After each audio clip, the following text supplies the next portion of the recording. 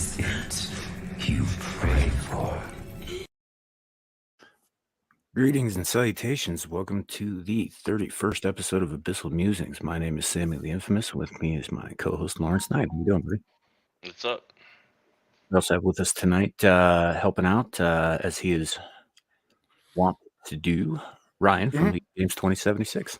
I was smiling when you said that. I just want to say, if the glove doesn't fit, you must have quit. So we were having a bit of a conversation about O.J. Simpson in the backstage there. We do have a bit of an announcement I want to get to before we greet the chat and before we get on to that. So going forward, this will be the last Abyssal Musings on Thursday nights. We are going to move to Friday nights. There have been some big life changes, and all good, nothing bad, but they have necessitated a move to Friday nights. So we will be on Fridays, same time, starting next week. But after the Friday Night Royal Rumble, so it gives you a break. Which also probably means some of us might roll over from one show to the other. yeah, something like that. So it'll be after Friday night's Royal Rumble. You guys are usually wrapped up by the time I get home and get set up anyway. So yeah, we're usually wrapped up by about 2 hours. The longest we go is 3 tops. I don't look, I love F&T, but like those 5-6 hour streams, that's not my style. I can't do it.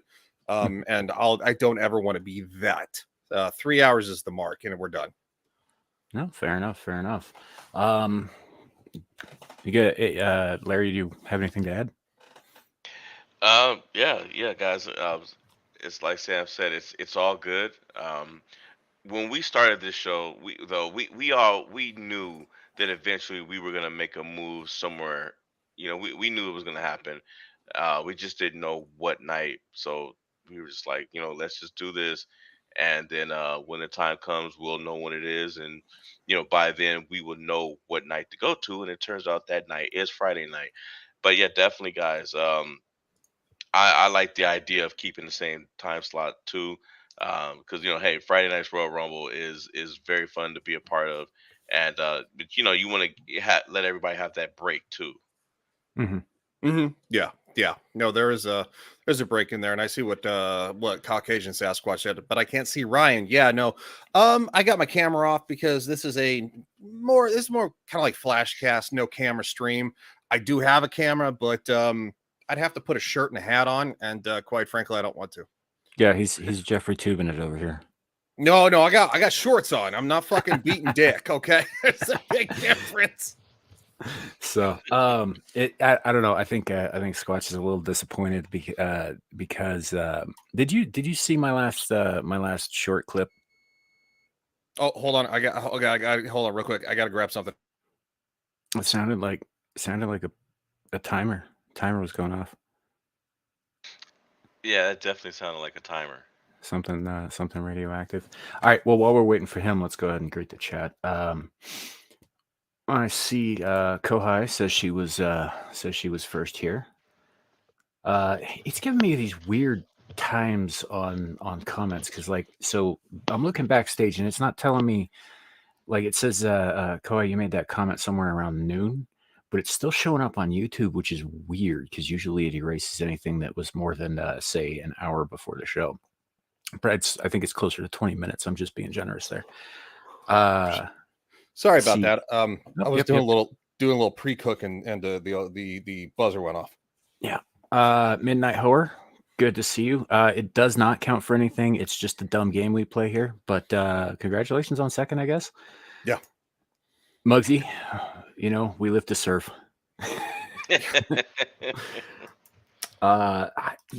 Caucasian Sasquatch, a bad YouTuber. What do you mean bad YouTuber? It started when it was scheduled. That's good YouTuber. Normally it starts at least 5 minutes late.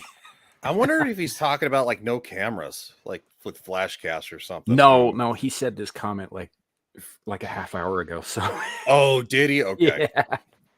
Yeah. We got Logical Spock is with us. Good to see you, buddy. I see Suka. Good to see you too. Thank you for the thumbs up. Most appreciated. Richard left us a message. He is, for those of you who don't know, Richard L is a sports fanatic. So if there's any game anywhere playing, he usually catches the replays and all that. So appreciate you stopping by, buddy. Hopefully we get to see you before the end of the show. And I see Ozzy. Ozzy, good to see you, man. Welcome in. Ozzy.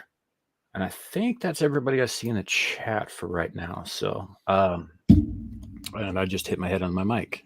That was all. It's you said it so that it's in the right place, and then you forget it's there, and you lean and you turn your head, and it is what it is. But yeah, I know. I hit my microphone with my hand all the time. I don't know if it makes a lot of noise because I usually hit on the bottom where it's not like over the. I don't know.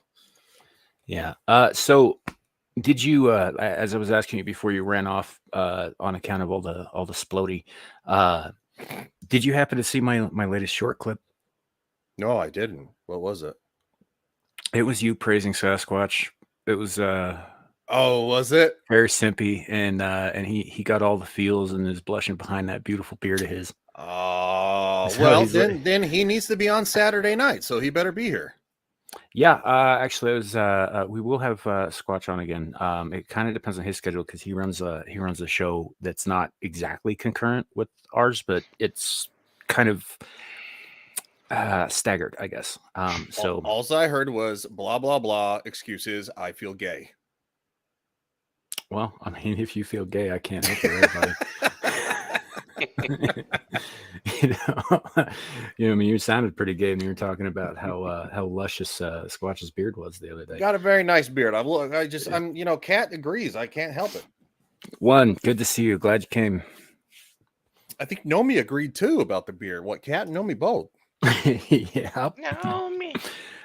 Hey, Bernie. Good to see you. By the way, folks, so hopefully she's back home and everything's good. And she also sends her May the 4th greetings to everyone in the YouTubeverse. I stole that particular idiom from Awkward Ashley. If you don't know who Awkward Ashley is, she does reactions and she's hilarious. And she reminds me of my baby sister. Anyway, Nomi should be back on FNR tomorrow night, hopefully, and with any luck, we'll also see her on Saturday on Screaming Into the Void. So she is vacation's over, back to work. Yep. Vacation's over, back to work. And she was also dealing with some she was like watching her neighbor's house, and there was some that's issues with the jet. But we're not gonna go into details. But luckily everything's good. So. Yeah, I'd let that be her story if she feels like sharing it. Yeah, that's all I was going to say. I will never ever say anything more than like a basic synopsis of what you see in the blotter. Yeah. So we don't have an agenda per se because, like I said, there have been some big life changes. So we've been kind of working this show around those. But in terms of pop culture, it looks like Guardians of the Galaxy 3 is projected to open a hell of a lot lower than is good for it.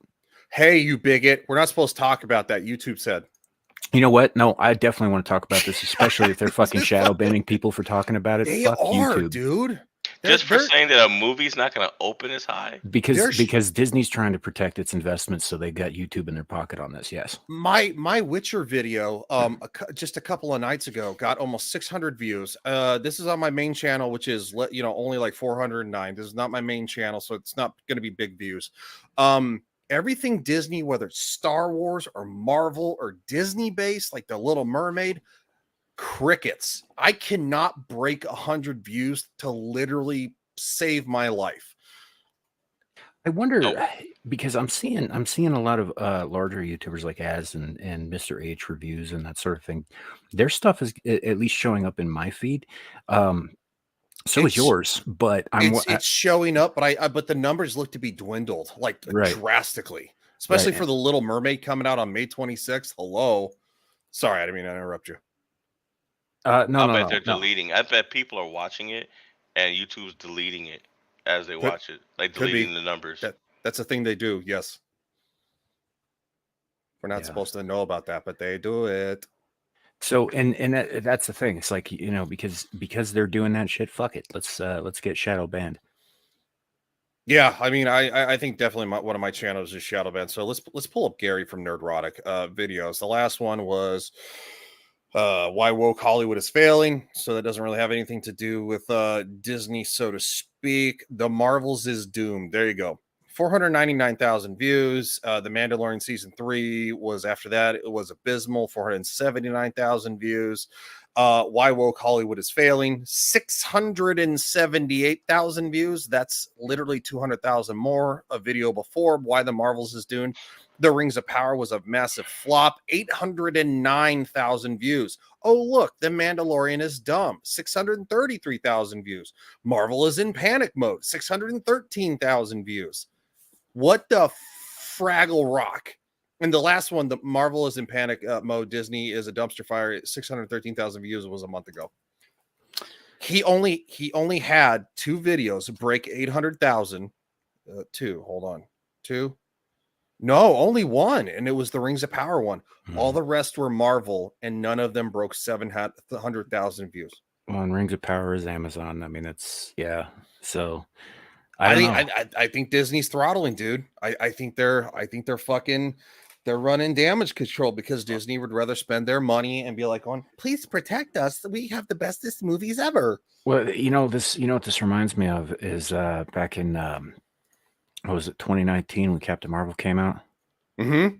And it changed Rotten Tomatoes. All of those numbers were huge and they were inflated, but you always heard people talking about being in empty theaters. Yep. I've already looked at the pre-sales in my area for The Little Mermaid. They're not the theater is barely a fifth to a fourth sold out. And these are like 3D, like kind of like top 3D, Dolby 3D digital. And you're talking about like actual large theaters. I'm going to take screenshots and do a video about it, but yeah, it'll probably get nuked because nobody wants to hear it. Yeah. So, I say we go ahead and we keep doing our thing because they're gonna throttle us one way or the other, and there's not a damn thing we can do about that. What we can do is continue to talk about it. Yep. It's like and for those of you who are unaware, although I think most of you should be by now, myself, Ryan, and a gentleman named Horny Alf are also doing a Picard season 3 10-part series review on Sundays. Yes. Which our very first episode got blocked about what was it, about 20 minutes after we finished? Yeah, it was probably in the neighborhood about 40 minutes tops. Okay, so I sent you the information to dispute it. Yes, sir. Mine got released. Well, it's still technically in dispute, so it can be seen. So yeah. I made it public again, but yeah, it's in dispute for the next, I think, 25 days still. Yeah, they'll probably drop it or just let it kind of like play out. But yeah, we had nothing but good things to say about Picard, which is weird. It was like a 3-hour stream. We had a good time. We did get clipped like right in the middle, about the little after the 1 hour art mark, I think. Yeah, it was like 1:12, and we were on a paused screen, and we were talking over it, and they clipped us. It's like your stream has been taken down. Your stream came up faster because I get clipped. Because you piss them off regularly. I piss them off regularly because of Game of Thrones on Monday night. So yeah. Yeah. So we will be doing that regardless of whether or not they like it. We're just going to be a little bit more careful about how long we show images from the actual show and a little bit more verbose, I think, to make up for that time. But yes, but this is another instance of like, what we were doing was commenting and reviewing on the thing, and the people who own the thing took issue with us commenting and reviewing on their thing, which is weird because we were very complimentary for the most part, with the exception of some technical shit that has nothing to do with any message whatsoever. And no, that was all on us. Yeah. That was all. It's us and the StreamYard's inability to be user friendly most of the time. Yeah. So, it just well, that, and I was also referring to the idiotic notion of a pump action energy weapon, but yeah. yeah, that's fair. But yeah, so it's a thing we're gonna do. We're gonna continue to do it. We're gonna continue to put it out there. We ran it on both our channels last week, and if Hornioff wants to, we will likely also run it on his channel in the coming weeks, so Yep. that you can find it in various places. And like Ryan said, his was released about 48 hours or so after. So was mine. Actually, I think mine was released about a half hour before yours was. Okay. Well, yeah, that would probably make sense. Yeah. They usually give the smaller channels a little more leeway, Mhm. and I'm not saying that in a bad way, because like you said, I piss them off a lot, like a lot. Yeah, I know. Like every week. Yeah. I will say this though. Once you kind of start talking like better about them, like the Game of Thrones streams, I've had them like review, disagree with the dispute to where it wasn't unblocked fast enough. So I actually appeal it, and I've actually had HBO actually unblock it and actually take their copyright claim back. So usually if you're kind of like positively reviewing their stuff, they might forgive you a little bit. So which Picard season 3 has its problems, but it's Mhm. still pretty freaking good. Yeah, and so Ozzy, here, the thing is It's now fair use is really, really tricky, Mhm. and they have the ability to claim anything that is theirs at any time. Now, whether or not that claim goes through, and is successful is another matter. It kind of, like I said, those laws are very, very tricky, but and sometimes, very rarely, they're tricky in your favor. Um, but yeah, no, they were absolutely within their rights to claim us on it because they Yeah. own that property. So Yeah, a claim is very different than a strike. Mhm. A strike actually affects your channel to where you have a 7. You get an initial warning, then you get a 7-day, then you get a 14, then you get your stuff deleted if it all happens Mhm. within 90 days. Right. It is also bot driven, so it's an algorithm that detects copyrighted material, and it automatically flags it, which isn't the best. I understand, but there are ways around it, and a lot of us are learning those ways. Right, there sure are, and I wanted to catch people up on that real quick before we got too much further. And I know Larry's got limited time with us tonight, so I do. One brought up a question that I am actually very curious on your thoughts on, Larry. I know that Disney did another Peter Pan movie. Best Peter Pan is here on YouTube video. It's called Peter Pan Goes Wrong. So I will check that out. But yes, they did just recently put out a Peter Pan movie, and it is getting its ass kicked. We knew that was coming though, because didn't Mhm. we talk about this a few months ago? A little bit. Yeah, I knew that was coming. Little bit, yeah. Oh well, look who's in the chat calling saying Lane. Hey, Nomi, good to see you. Naomi. It's but well, he's got other obligations that he's got to get up in the morning, so it is what it is. Meanwhile, Ryan and myself, and I'm not 100% sure Ryan muted when he walked away from his mic there. Being stinky? He did not. That's He hilarious. did not mute himself. So that's what that's like, huh? Yeah, it is.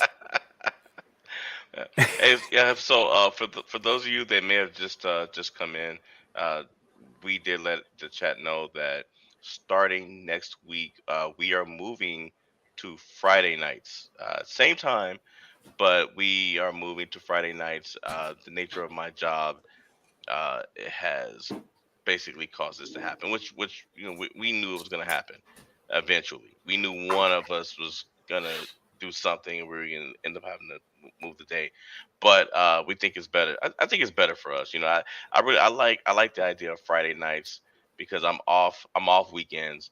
We're both off weekends, and time constraints aren't as much of an issue Yeah, for and us. we can go a little longer rather than having that hour and a half, 2 hour cutoff, which is difficult because Larry's 2 hours ahead of me. And Jesus Christ, Ryan, you want to like spit up that guy's chode before you get back on the mic? What? We We heard could hear everything. everything. Oh, sorry. Yeah, Judgment from I me. had to, I was clearing my throat, unfortunately. Yeah, of all that jizz. That's not what it was. Sam, go ahead and send Nomi a link. I'm in the process of doing that. Well, It's, shit. If she's getting on No. stream, it's gonna be on camera. I gotta fucking get on camera. that sounds like a you problem, buddy. It's only fair. Come No, on, bud. I was I had to go do something real quick, and I got something stuck in my throat, not jizz, and I was like, "Ugh," and it was just like I didn't know anybody heard me. Oh, and by the way, if we want to get copyright struck, I'll just go ahead and say it. Emotional damage. Oh no, yeah. Apparently, I have to. Do you have to play the clip, or do you play the Yeah, audio? I think you No, have to play. if you play the clip, if you play, the video and audio together, he is copyright strike or copyright claiming everybody who's doing that. Which again, as much as it sucks for everybody who is using that clip for because it's a very fun clip, he's well within his rights to do that. It's his property. It is his property, but it's also falls under fair use depending on how you use it. And it's such a small clip that, like, bro, if somebody had the financial means to take your ass to court, if you wanted to go that far, his ass will get sued into the ground. You can't. Hey, Midnight Horror, you man. Midnight You don't Horror have a comes reason out to be afraid. swinging. Yeah, I see what he's doing. That's okay. Yeah. We'll be back to our regular scheduled programming next week. I like how Nomi says you're doing me a favor of not Yeah. turning on your camera, Ryan. Thank you. Yeah. Speaking of which, check your DMs, Nami. Which means I'm only going to do it now, woman. You are such a child. I know I'm a 37-year-old child, and I fit in with all of you fuckers. I was talking to my mother about you tonight. On my way home, I called my mother to, have a chat while I was walking, because it's about a half-hour walk, so I had some time on my hands. And she was just like, that Ryan sometimes at least he shows remorse, and he's like, I can't believe I just said that or did that. But some of the things he says, I was like, yeah, he just kind of lets it all hang out. And here we go. Hey, Nomi, good to see you. Good to see you. Nomi. It's been a while. Yeah, welcome back. Welcome back. Glad to be back in the groove of things that's not Vegas. Yeah, you had some fun. I had some fun. I broke a nail. A raccoon was talking to me and wouldn't leave me alone, but I wasn't mad about it. I think I finally caught up on my sleep.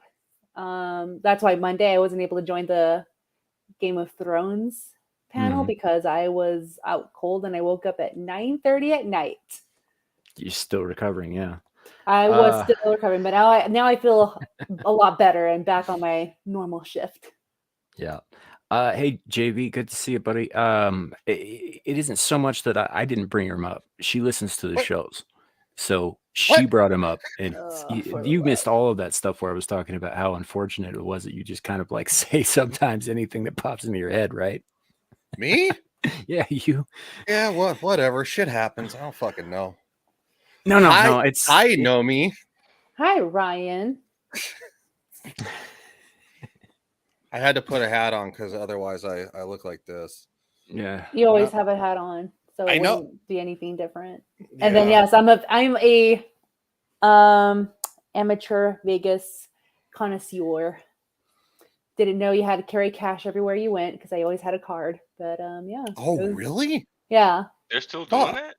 Yeah, cash is king. That's what Oh, in Joker told me. Vegas? Yeah, that's what Joker told me. Gambling towns, period, man. Deadwood, South Dakota is the same fucking way. If you don't have cash, then you're not going to get very far. But luckily, they have ATMs everywhere. Yeah, I didn't do Yeah. ATMs. I just, here's my card. Just let me tap it. I don't carry cash ever. Yeah. There it is. The specimen. I don't know who you're talking about. It's definitely not me. It is you. Yeah, I think we're witnessing the development of a true bromance here, fellas. Well, you talked to your mom about him, so it's official. Well, no, that's I'm more of his side piece. Oh You my know, God. I think I- Sasquatch and Ryan are that's true love or bruv. Wow. Well, if he's ever free on a Friday night, we should get him on. Yeah, we probably definitely make that happen. I think he's on Instagram too. What is with everybody with the Instagram but no Twitter? Like, come on, man. You know Like, what? The all the only cool reason I'm kids on are on Twitter, fuckers. the only reason I'm on fucking Instagram is because you were like, well, I'm on Instagram because I got kicked off Twitter, so you need to get an I Instagram. got. we don't talk about that. We don't talk about Twitter banned club. Well, if it helps at all, Carrie's been banned from Twitter since like 2015. Dang. That's a long time. I was just critical of Joe Biden and his fucking Black Bart speech, and I got banned. Hey, Josh, good to see you. That's hate speech. Why? 'Cause it looked like fucking. Because it looked like a background Hitler would love. Like, what are you talking about? Yeah. You hate good stuff. the Jews. I don't hate the Jews. I'm a Jew. Yeah. He does have they don't like the word Caucasian in terms of names on Twitter. Oh yeah. So they But, don't like the word cracker? No, they're good with that as long as it's not him saying it. Oh. I believe Got it. I believe that. Yeah, I absolutely Yeah. believe that. Yeah. Anyway, so we're talking about Disney, huh? And And how fucked they are in terms of movies. I understand that even though there's a downturn at the parks in terms of profits, it's not enough to take them out. I get that. But as far as like their theater entertainment goes, I mean, they're crashing and they're burning and they're doing it to themselves. well, tonight's the first night for Guardians. Mhm. Hold on. Let me see if okay, so this is opening weekend for Guardians. I'm gonna get on my Fandango right now, and I'm gonna see if I can find tickets, like date night tickets, because this Mhm. isn't really necessarily a wholesome kids movie. You can take kids to see it, but I think it'd be a little more Are you adult. saying you got a date? Are you fucking shitting me? It's like, Well, you Did- said date night tickets. I was like, oh, what's happening? did hell freeze over? No, I say date night tickets because you're talking about like 6 p.m., 9:30 p.m., 7:15, something like that. Okay. I don't know. I Uh, think it still counts as a date if you're paying for the pleasure of their company. What? I mean, Let's just do poor people 7:30 p.m. standard. Poor people. I go to matinee. I don't give a fuck. No, about I go to going at matinee night. too. Look, I go to matinee too because, quite frankly, it's like matinee okay, prices these days are the same as okay. like Okay, that's not half bad. That's hold on, I'm 7:30. blind.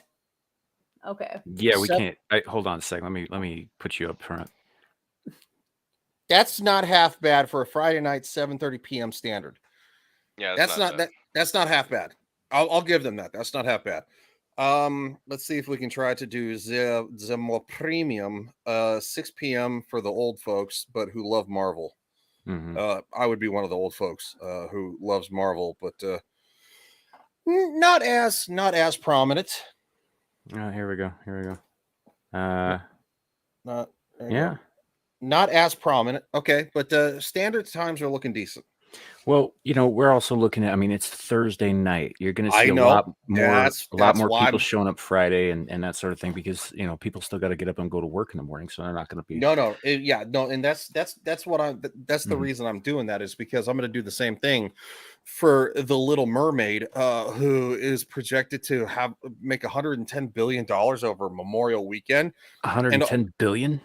110 million, sorry. Oh, it's like I was like, wow, Like, man, that'd make it the Holy highest. that's a lot. That'd make it the highest grossing movie ever. In the history of the world.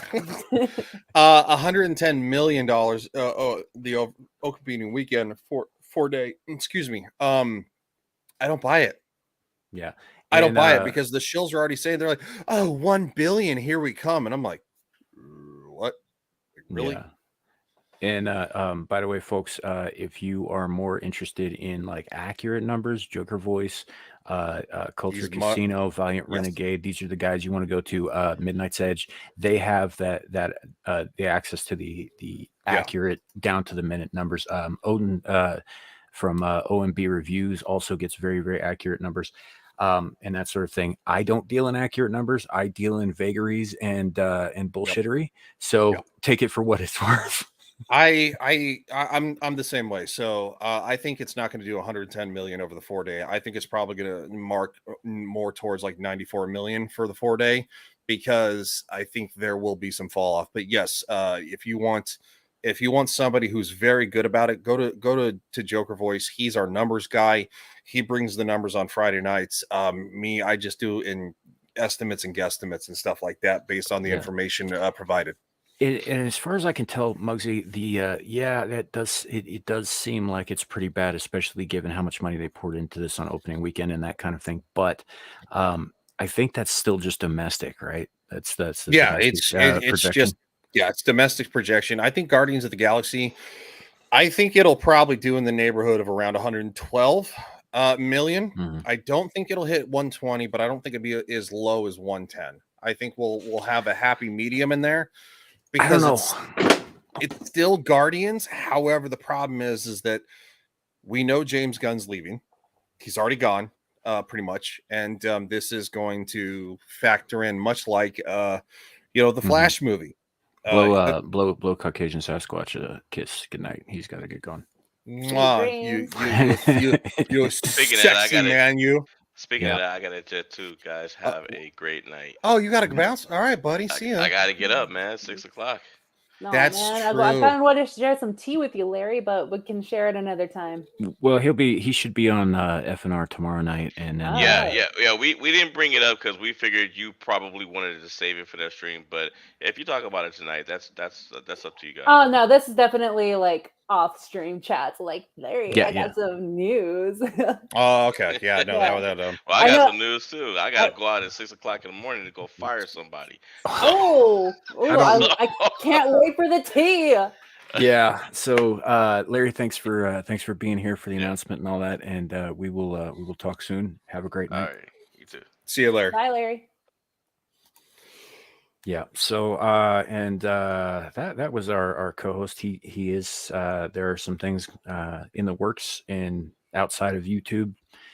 So as for those of you who are just coming in again, we're shifting the night of this show to Friday nights, same time slot, but Friday nights and not Thursday nights.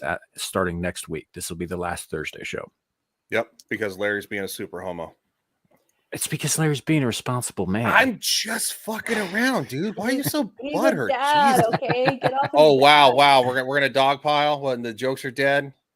All of a sudden, he has a kid and the jokes are dead. Oh no, Squatch. That is the gayest thing I've read all day. Love you, buddy.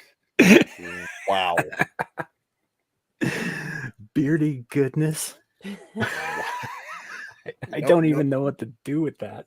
Nomi's face. She's His- like, oh. I've seen better beards.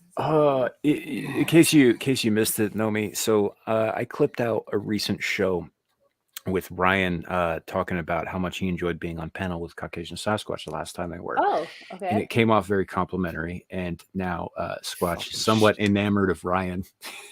Fucking short, dude. I haven't even seen it and I already know it's bad.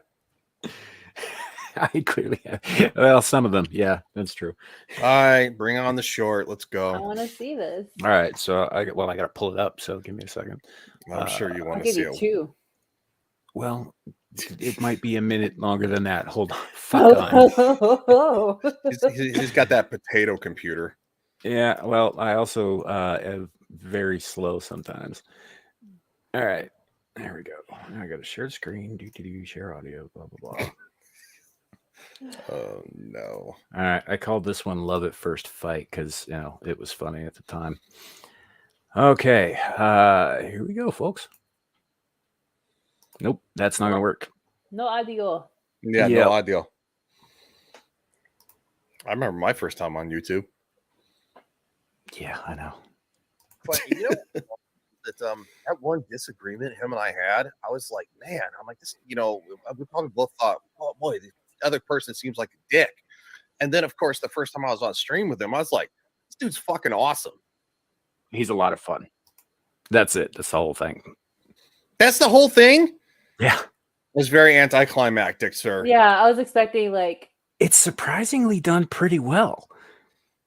I was expecting some like hate talk, and then he's like, "But yeah, like I'll totally do some derogatory." No, stuff." no. It just it's surprisingly done very, very well. But yeah, I'll have to get you guys on a panel again because I think you played pretty well off each other. Well, like I said, if he wants to be on tomorrow night, I haven't made the studio yet, so or the thumbnail. So if he's got a Twitter or something like that, or if you want to relay, Instagram to him, boy, Yeah, I can. don't do that. No, sorry. I'm sorry, Ryan. I'm sorry. I'm dying. Woman, it's been a week. Have you not recovered yet? No, I said I just got in here. I just told you I feel like I kind of recovered. She's like, dude, she's like sex, drugs, rock and roll, and alcohol. Like, come on. But like my last night there, I was like, wow, I'm coming back to my resort and it's like 4:30 in the morning. I'm too old for that shit.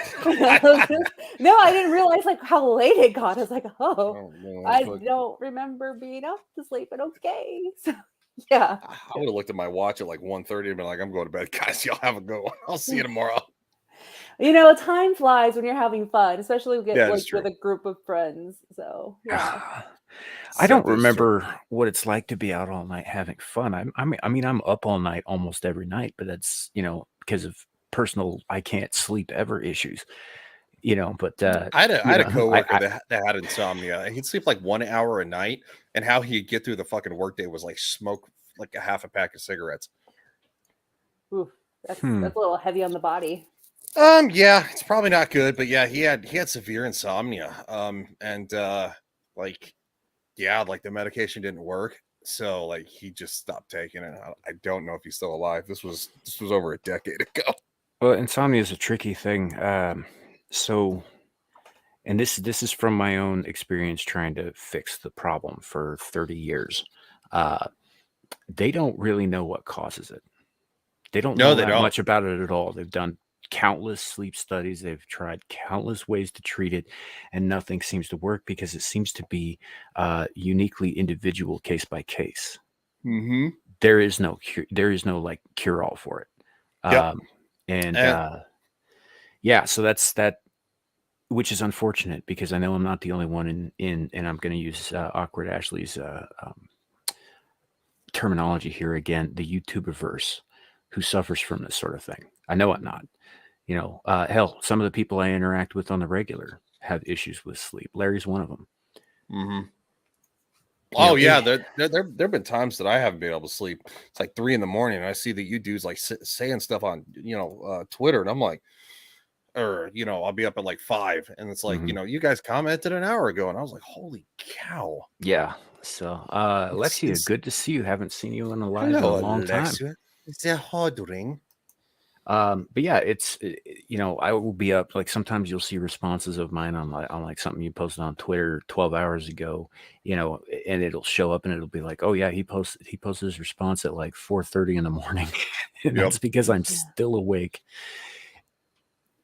And I've got nothing else to do. It's one of those things where I can either lie here in the dark and not sleep, or I can, do something else and also not sleep. I'm not sleeping either way. So, but yeah, it's so I don't recall, Nomi. It's been so long since I went out and just had a night of fun all night, because most of the time I am actually in bed trying to sleep and it's just not happening. Yeah. So. Yeah, I haven't done that in a long time. I mean, I'm still young, but the like going out days are behind me because it's definitely tiresome and it affects my body a lot. Mm-hmm. But I was in Las Vegas with my best friend as well, who's not in the YouTube world. She was actually there at a work conference, and I remember you saying that. Yeah, and her resort was paid for, so I stayed with her. So we did a couple of things, and then I met Joker for dinner my last night. And then when I got back, we're like, oh, let's just go check the fountains out. Oh, let's go here. Let's go do that. It's like, oh, we should probably call an Uber because it's 4 a.m. now. Well, yeah, because he works, he's used to the night shift himself. Yeah. Nice little bar, by the way. Yeah, no, I'm so bummed out I couldn't go. I saw some of the pictures. It does actually look like a pretty classy joint. I know, dude. I was so bummed. But of course, the government is still lagging, and they still haven't given me the moolah, but that's okay. I I wish I wish I had a group of guys to send to the government, but you know, the government fucks us here in America. So Mhm. I guess hail the Russian government, where they're We're sending another 300 million, or yeah, 300 billion to them. So, Wait, Oh, JV, what? Like, I thought you were at work. Or going to. I guess you don't like presents. Hey, I Oh. would love for JB to join. Honestly, wait. Oh yeah, hold on. Why I thought you were working, bro. Get the fuck in here if you're not. I don't. I have to send him a link, but yeah, if confirm with me that I'm not going to be like getting you in fucking trouble with work first, though. No, I don't think he's not that kind of guy. yeah. Yeah. And then also his All right, job's Kathy. kind of laid back, where I don't think he would get in trouble, but maybe I don't know. I can't speak on his behalf. Okay. Yeah, I can throw you a link. He's got a couple of hours to hang out with us. Yeah. So, yeah, shit has been weird this week. It really has. But I have enjoyed all of the fine pictures I've been seeing that y'all have been posting and shit like that. So Samuel, actually, my first video will be out tomorrow, and that is on the reel. My first video is tomorrow, and it's about Vegas. I really should have yelled at you because you were supposed to drop that last fucking Monday. Because that's what you said. You said, I'm going to drop it it'll drop on Monday. I'll upload it on Sunday. It'll drop on Monday, and I will be in Vegas, and it'll be out there. And I just got really good material. I finally got it. I was like, okay, so I've been home and I haven't been able to get back on my regular sleep schedule. So speaking of insomnia, I've just been doing nothing but editing and just doing voiceovers for my videos, because there's some that I made like, oh, I don't look pleasant, or I just sound awful. So I'm just fixing them as much as I can so I can post it. Yep. What excuses about content? Shut up. Joker is a Just bartender kidding. in Las Vegas where the bars never close. So that is true, and I experienced it last week. You can literally drink like what 24/7, right? He's a gravekeeper. That's funny. I mean, he's sending people there. Man, could you imagine being like at 9 a.m. and you're playing like the slot machines and you're allowed to get a beer? That'd be wild. Yeah. You can drink, and no one will stop you. Versus in the state that I'm currently in, you have to stop at 2 a.m. and they are not allowed to. If it's on a Sunday, you are not allowed. No. In the state I'm from, if it's on a Sunday, you are not allowed to have any alcohol sales until 11:30. Oh yeah, no, we're 11 here, but they also stop selling Sunday night in Florida at midnight. Okay, yeah. So, Yeah. JV. Hello. Hello, greetings, welcome. And there is a reason that the bars stay open 24 hours in Las Vegas. It's the same reason there are no windows or clocks. There's that, but there's also, it is for insurance, because a lot of the local bars have gambling machines in there, and to lock your doors at say midnight or 2 a.m. till opening, you pay a higher insurance premium. It's cheaper to pay someone an hourly wage to just babysit the bar. Really? Yeah, that makes. I mean, I kind of get that. See, out here, our bars close at 2 a.m. 6 nights a week, and they reopen at 6 a.m. That gives them enough time to get shit cleaned up, all the blood and the sawdust and all that stuff, because the bars are kind of rough out here. I live in the Wild West. So you got cowboys out there, is what you're saying? Among other things, yeah. Well, yeah, because they gotta sweep up the sawdust and wipe down the blood and the vomit and the various other bodily fluids, because fighting ain't the only thing people do. Yeah, that's true.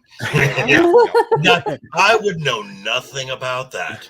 Yeah, like I said, it's a little more Wild West out here. But so they have a 4-hour period where it's illegal to sell, so they just shut down, they clean it up, and then they get reset for the next day. With the exception of Sundays, because we have some laws that now we are allowed to sell on Sundays, but only until 10 p.m. Right. And then it starts up again at 6 a.m. the next day. that's almost like Utah, where you can only where on Sundays no alcohol is served at all. Really? I didn't know Yeah. that. Well, because most folks are in church. Yeah. That'll the Mormons. And that I think that's probably a more common thing the further west you get until you hit California, just because you know, a lot of the places out here were founded by people who were church going folks, and a lot of the laws, especially like where I'm at in Wyoming, are very, very old in terms of, you know, like as old as the state itself almost. Agreed. Yeah. No, I know. Yeah, I would agree with that. Yeah. Yeah. And So- Utah has that blue law, the whole state, where nothing's open on Sundays. That's not entirely true. There are restaurants open. There are some places of business open, but for the most part, the state shuts down on Sunday. And it a lot of that depends also on like which municipality that you're actually in, because a lot of the smaller ones are a lot more strict about that and have local laws about that. But your larger ones like Salt Lake City itself, for example, is a little bit looser on that because it is more metropolitan and not everybody who lives there goes to the same church. Yeah. But I will say, Salt Lake is beautiful. Yeah, it's gorgeous town. It's hot as shit because I don't care how much terraforming you do. It's still a goddamn desert, but and very surprisingly, it's downtown area extremely clean. Yeah, it is extremely clean. Oh yeah, their public works department does fantastic work. Right. I almost got married like 60 several times while working there, because the mall that I was at is across the street from the temple. And my sister and I saw weddings every day, at least 10 brides and grooms. And since it was right across the street, they did their best to recruit us. And we're like, no, thank you. We're not into what you believe in. But we saw how amazingly handsome those guys were. Like, maybe we should convert. How much do you guys know about the temple in Salt Lake, like the history of it?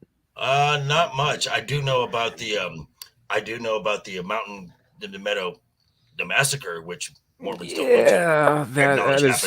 that is one of the spots in our history, and I'm not referring specifically to that sort of thing. I mean, just the history of the building itself. No, I know very little. Well, I do know that the temple is the center of their map, and it goes out on a grid, and it's 10,000 blocks going northwest, south, and east, and they're all numbered the exact same thing. So you have a 1 east, a 1 west, a 1 north, and a 1 south.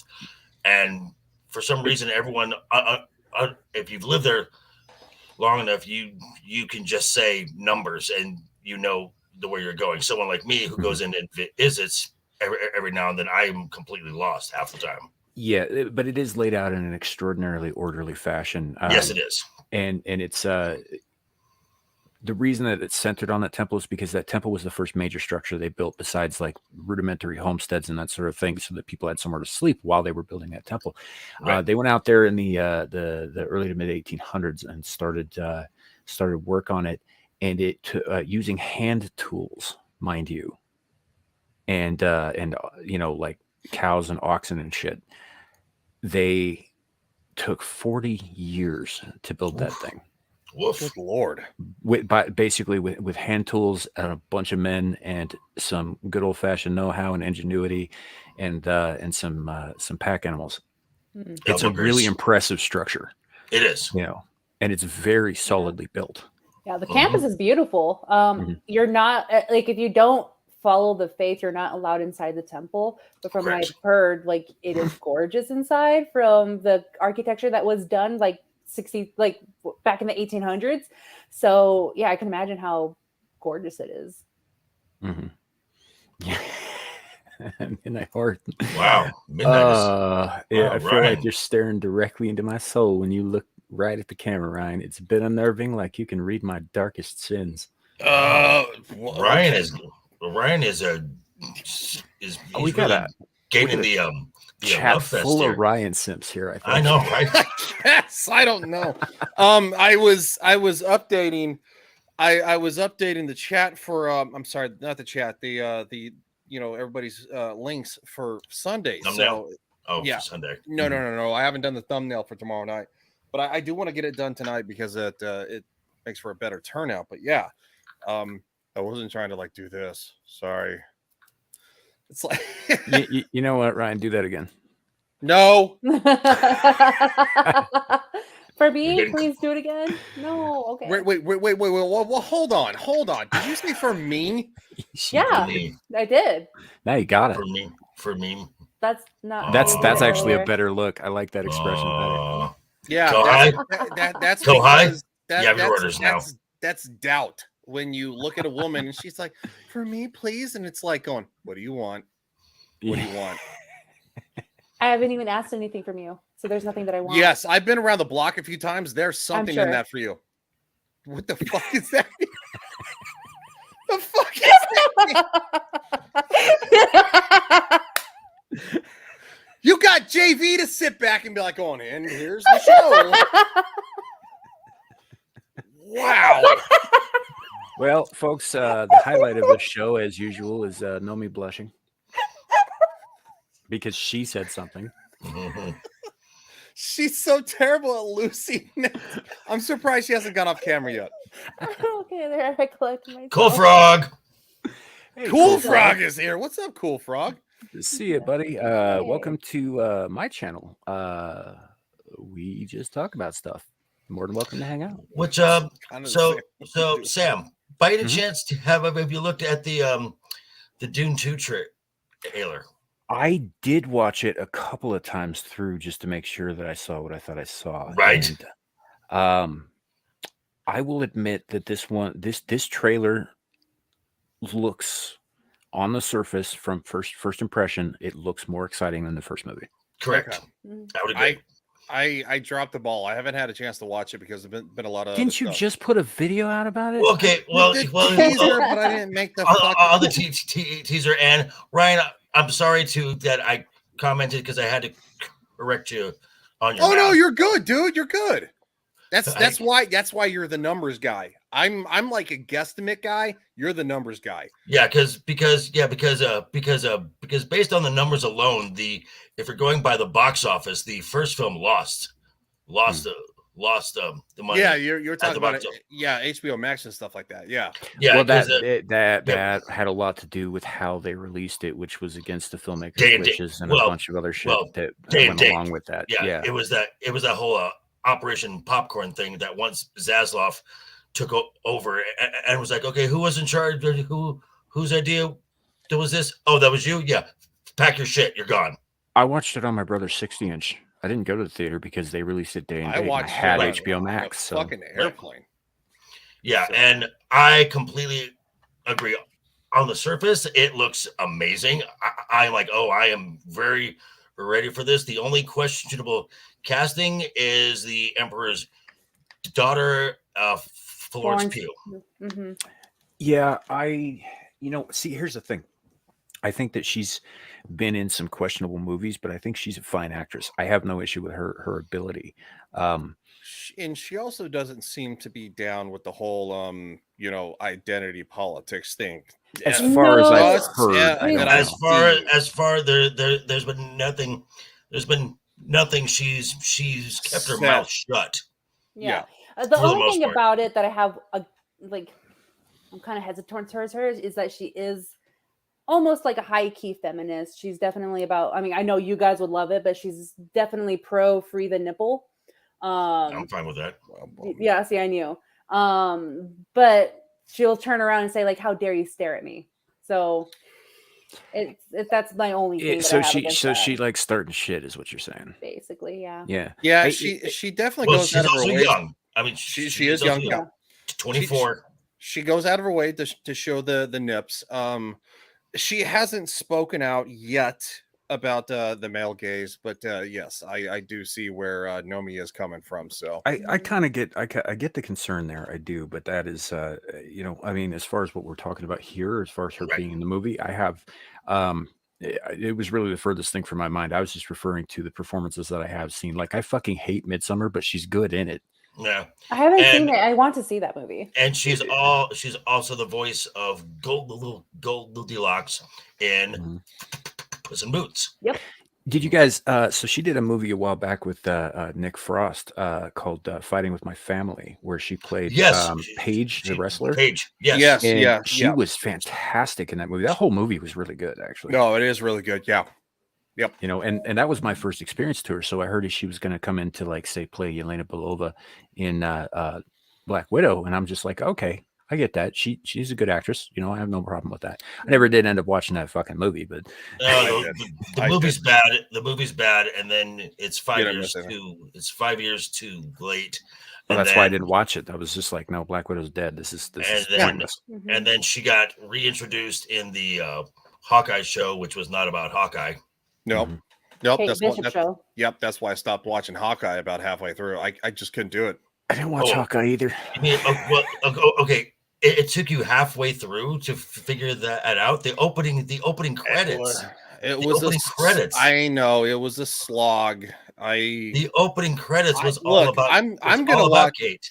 I'm gonna watch Peter Pan and Wendy before tomorrow night Oh because God, we're why? talking Why? about that shit tomorrow night. Why? I might Oh, God. slice my wrists on your behalf, dude. Oh, Right? okay, I'm not. Jesus. We're not going to. Ugh. We're not going to break it down because it's terrible. We're going to talk about the audience score and how. Oh, that's Just not what I was watch- saying. I feel bad for you, so I might, Right. you know, like Well, what just- the fuck do you want me to do? commit harakiri by proxy. Why don't you just watch Critical Drinkers the review on it? Because look, I like Drinker. Don't like the Brits. Don't Yeah, don't like the I hate Brits. I hate those fucking Brits. No, I just like to try to make my own informed decisions and say, hey, I fucking hated this, and there's something here that I thought was mildly okay, but it's still like a 4 out of 5, or I was 4 out of 10. Sorry, whatever. Which I get, and Isn't it like I mean- 13% still?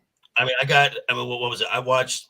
I mean, the only reason I watched Puss in Boots was because of his review of it, Mhm.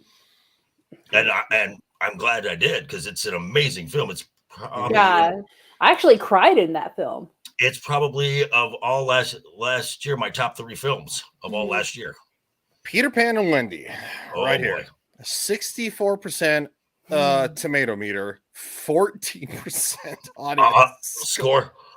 Wow. So okay. So this brings in something that's quite interesting. Where these are so the critic score is low for a Disney film, It's still in the tomato zone, though, for the record. Like, what Okay. the fuck? but it is still low for a Disney film. Yeah. 64%, yeah. This is maybe. I mean, what is the number of reviews there? I mean, however many people have reviewed it. It was like 2,500 plus for Is that for audience, and then the audience? critics was I think somewhere around 600. Hold on, let me pull it back up real quick. That's not the fucking thing I clicked. Sorry for the language.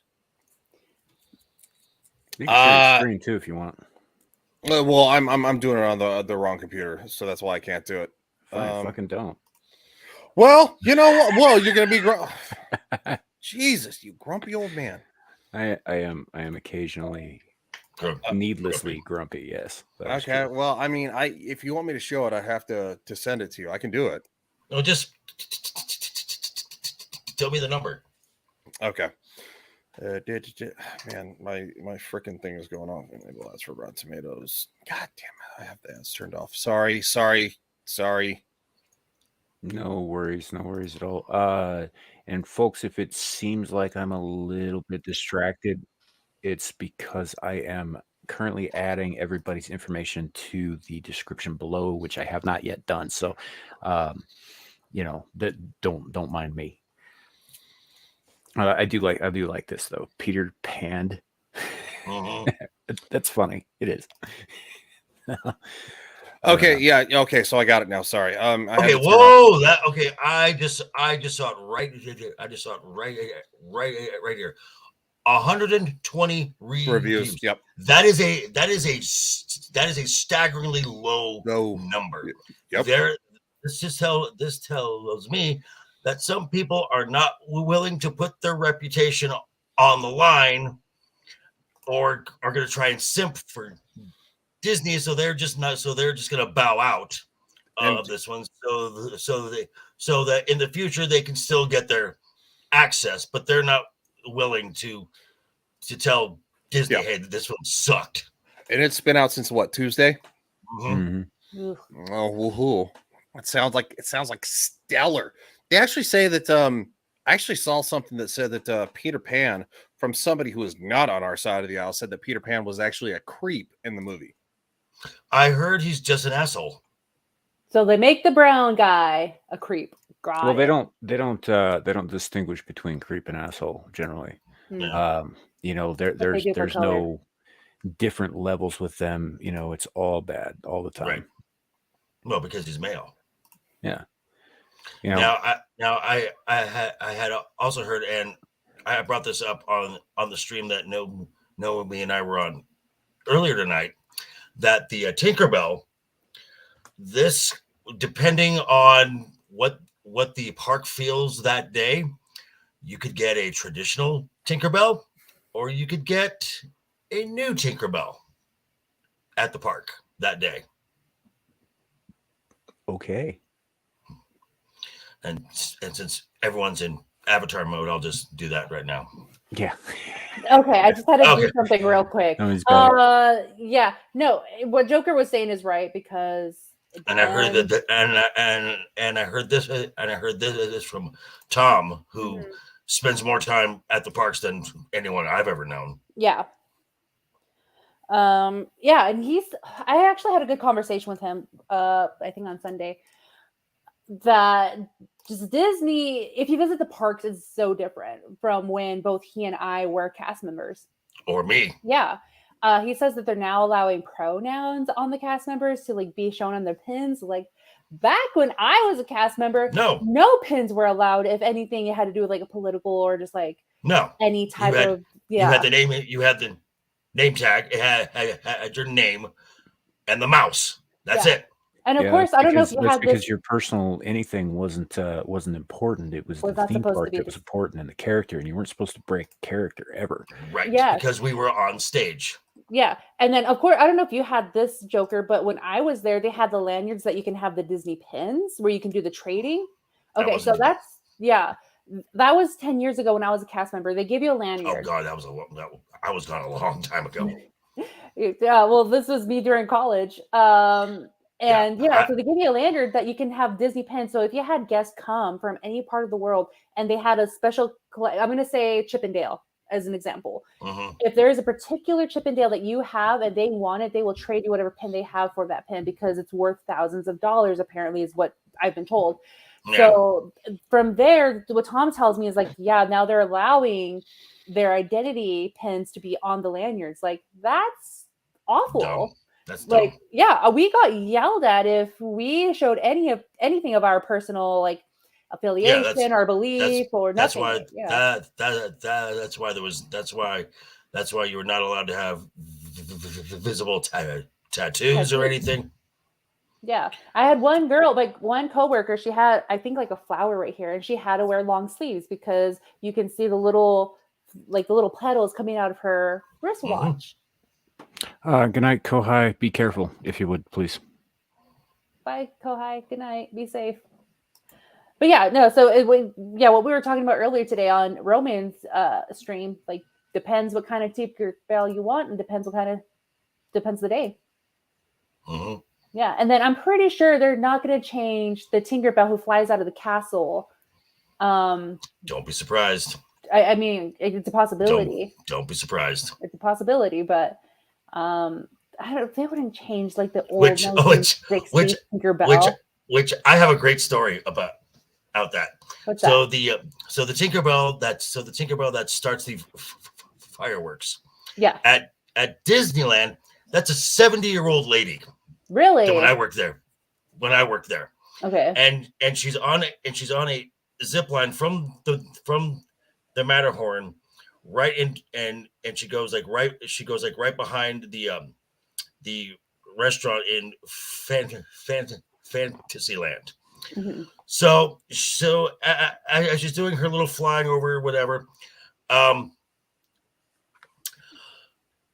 a kid down below was yelled really loud, "Take her belt!" And she looked too long because when she gets past a certain point, she has to turn because the zip line will lock, and because she's just flying, because she's just going down, and there's these two guys with basically a mattress that hold to a stopper.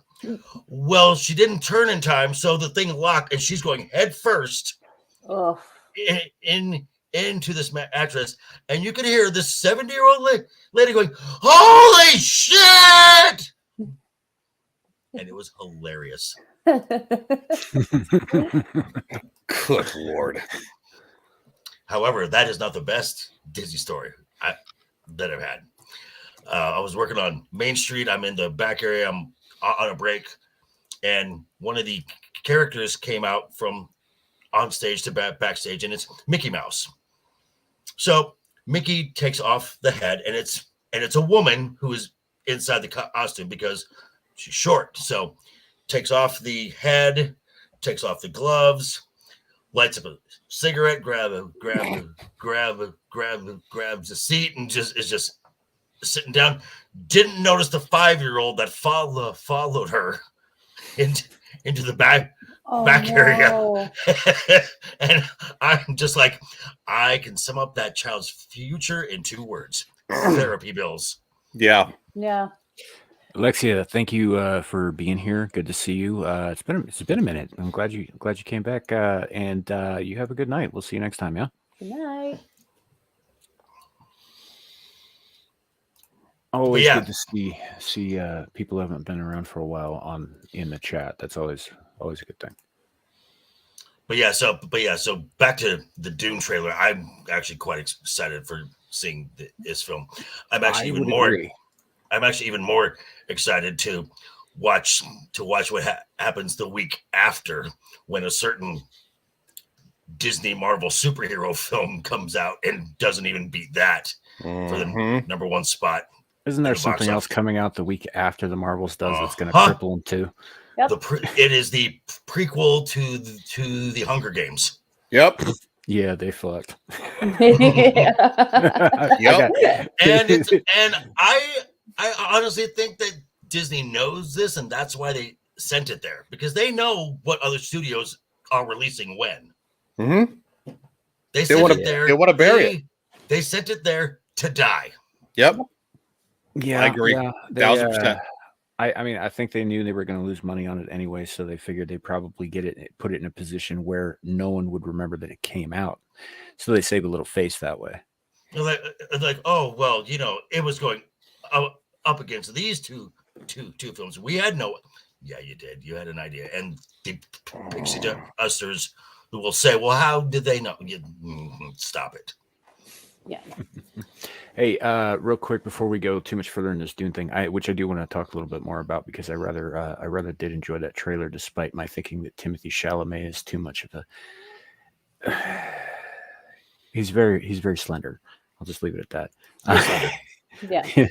And they did make a joke about that in the Dune film. Right. So, but before we do that, Kohai sent me something for you, Ryan. Oh. Don't worry, it's a still. I'm sure it is. That one's good. Oh, That was pretty good. that's great. She did. She got that capture anyway, even though he tried to hide first. She needs to advertise on Twitter more. She needs to be more active. I'm going to beat her fucking ass into the ground until she does it. Damn. She does. I Take her to dinner first. I That's put her in good. touch with No Right. Green Rocks, so Okay, I don't okay. know. Yeah, Is I you? would, yeah, No Mhm. Green Rocks would be a great, because he's the Yeah. founder and leader of. Which, by the way, my thumbnail for tomorrow morning's video is done by Legion of Memer member the lovely Sherry. Oh, Nice, cool. nice. Yeah. And for those of you who do not know, Ryan and my co-host for Sundays, Horny Alf, is also a member of the Legion of Memers. Yes, and They are every. I'm just an So- affiliate because I hang out sometimes with No Green Rocks. So watch what you're doing online because you never know. It will be memed and it will be clipped. You They're know, around. I think not that's not as no, much as if you're a woman. Don't watch what I you're know doing that. online. Just be aware that it's going to happen. Have some thick Yes. skin, and if you can, have some fun with it. Right. I think Well, we and then- need well- more memes well- of the women around here. There are the memes, but then there's folks like Art too, who you will be on the farms in no time. Yeah. Did you guys? They're not always super nice to the women, though. I mean, did you see some of that shit they were putting out about Chrissy last week, where they were cutting off That's like Chrissy. She's a more mainstream. I want to. Well, I mean, yeah, it's Chrissy. She kind of, she sets herself up for that. But I know. Your turn's coming, girlfriend. Shut up. I know there is. Pretty soon, the meme will be going out there that Nomi and a smoking guy are hooking up. Smoking guy. Yeah, I was inside when that was happening. I did not know that was going on. It's beginning to be a bit much. That smoking guy, he's on everything now, but I kind of hope it never ends. Right. It's like just came out of nowhere. He's Well, just no, because he's a big fan of Nerd. No, I know. It's He's just like, and his chat name is Cincinnati guy. I think I've seen him in chat. Yeah. So if he was in a Western, though, it would be called The Man Who Gives No Fucks. Right. Yeah. It just, the man without fucks to give. That is him. He's the human equivalent of koalas in the rain. That's all I'm saying about it. I love koalas in the rain. That is one of the best outros ever.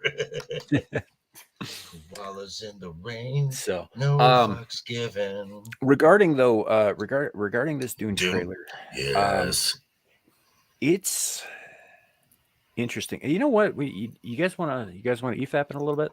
Sure. Yeah, we can. Yeah. Now it just for me it just seems like the scope has just been risen a bit more. It looks bigger, bolder. I know there are some folks who don't like the casting of Fade Routh, but I have no problem with. I don't know who the actor is. A lot of these younger Elvis. actors, I have no fucking idea who they are. I didn't see that either. Elvis. So okay. Yeah. So that's not really a concern of mine, so much as long as the character is done well, I'm good. Correct. I really liked Fade Routha in the books. I loved Sting's version, and I know that version of the movie is almost 100% inaccurate in terms of dialogue to the books. All the famous stuff that everybody knows, all the lines that people quote from Dune, that all of those came from that movie. They're not in the fucking books. Right. Well, Yeah. and then I had to mention this in Roman's stream that Dune, the one of this, you had gender swapped characters, you had race swapped characters, and it didn't matter. It didn't matter because the film was done so well that it's like, okay, I'm fine with it. Well, yeah. As far as like the main gender swap was Dr. Kynes. Dr. Kynes, Liet Kynes, who is a male in the books, is a male in most of the previous things, that kind of thing. Beyond that, I don't know. I kind of didn't really notice. Honestly, the first movie for me, I hope this one is better because the first movie was visually stunning and it was gorgeous and it had this fantastic music and it was really fucking boring. I enjoy. I did it in the last couple, the last month. I think I've watched it 4 times just to get myself rehyped. However, the one scene that I love, and it's a short scene, is the intro where we get introduced to the Sardaukar? Yes. Yeah, I don't know if you guys noticed, but I kind of got into a little spat with Shadow on Twitter about that. Really? Please. Really? And- Jeez. and It's not that. us- All right, so we'll come back to Wait. the traiailer here. a spat It's with Shadow. not spat exactly. I just was telling him he was fucking wrong about worshiping the Sardaukar. Okay, go on. Because they are so. If you read the books, right, and this is not explicit in the first book, which these movies are based on, but Right. I mean, it's kind of implied through the way Frank Herbert writes is that he gives you a general idea of something, but he lets your imagination basically do the world building for him Okay. in a lot of ways. So like when they describe Shai Hulud or the sandworms as being large enough to swallow a ship, for example, right? He'll give you an example before they say that of Paul looked up and saw this massive ship, but he doesn't give you dimensions. He just gives you Paul's impression of how large the ship is. And then they talk later about how these sandworms are big enough to swallow big ships, so that you have in your mind, you're starting to form ideas about these sizes and stuff on your own. But he never gives you specific dimensions. I think with the exception of the first worm that Paul rides is referred to as being about half a league long, which is 1.5 miles. It's a big worm, but even then he uses outdated measurements like leagues, for example. Right. So the Sardaukar are a quote unquote elite force of stormtroopers, basically. Right. And they serve House Carino, which is the house of the Padishah Emperor who rules the whole universe and has for 10,000 years. I mean, not specifically him. This is Shaddam the Fourth or the Sixth. I forget which. Shaddam the Fourth. Anyway, but his house has ruled the galaxy since the Butlerian Rebellion, because the Butlerian Jihad against the machines, 10,000 years before. And Butler, the guy that's named after, founded House Carino, along with members of House Harkonnen who were trying to distance themselves from the Harkonnen name. Fast forward, and everybody in the galaxy is terrified of the Sardaukar. And the reason that they're terrified is because they are deployed extremely quickly and at extremely short notice. And they jump in and they do their thing and they wipe people out before the other people have even a chance to know that they're coming. And this has lent them a reputation as being the most fearsome and competent soldiers and warriors in the galaxy. And they are known to be fanatics who are fanatically loyal to the Emperor, right? Almost to a religious degree. Right.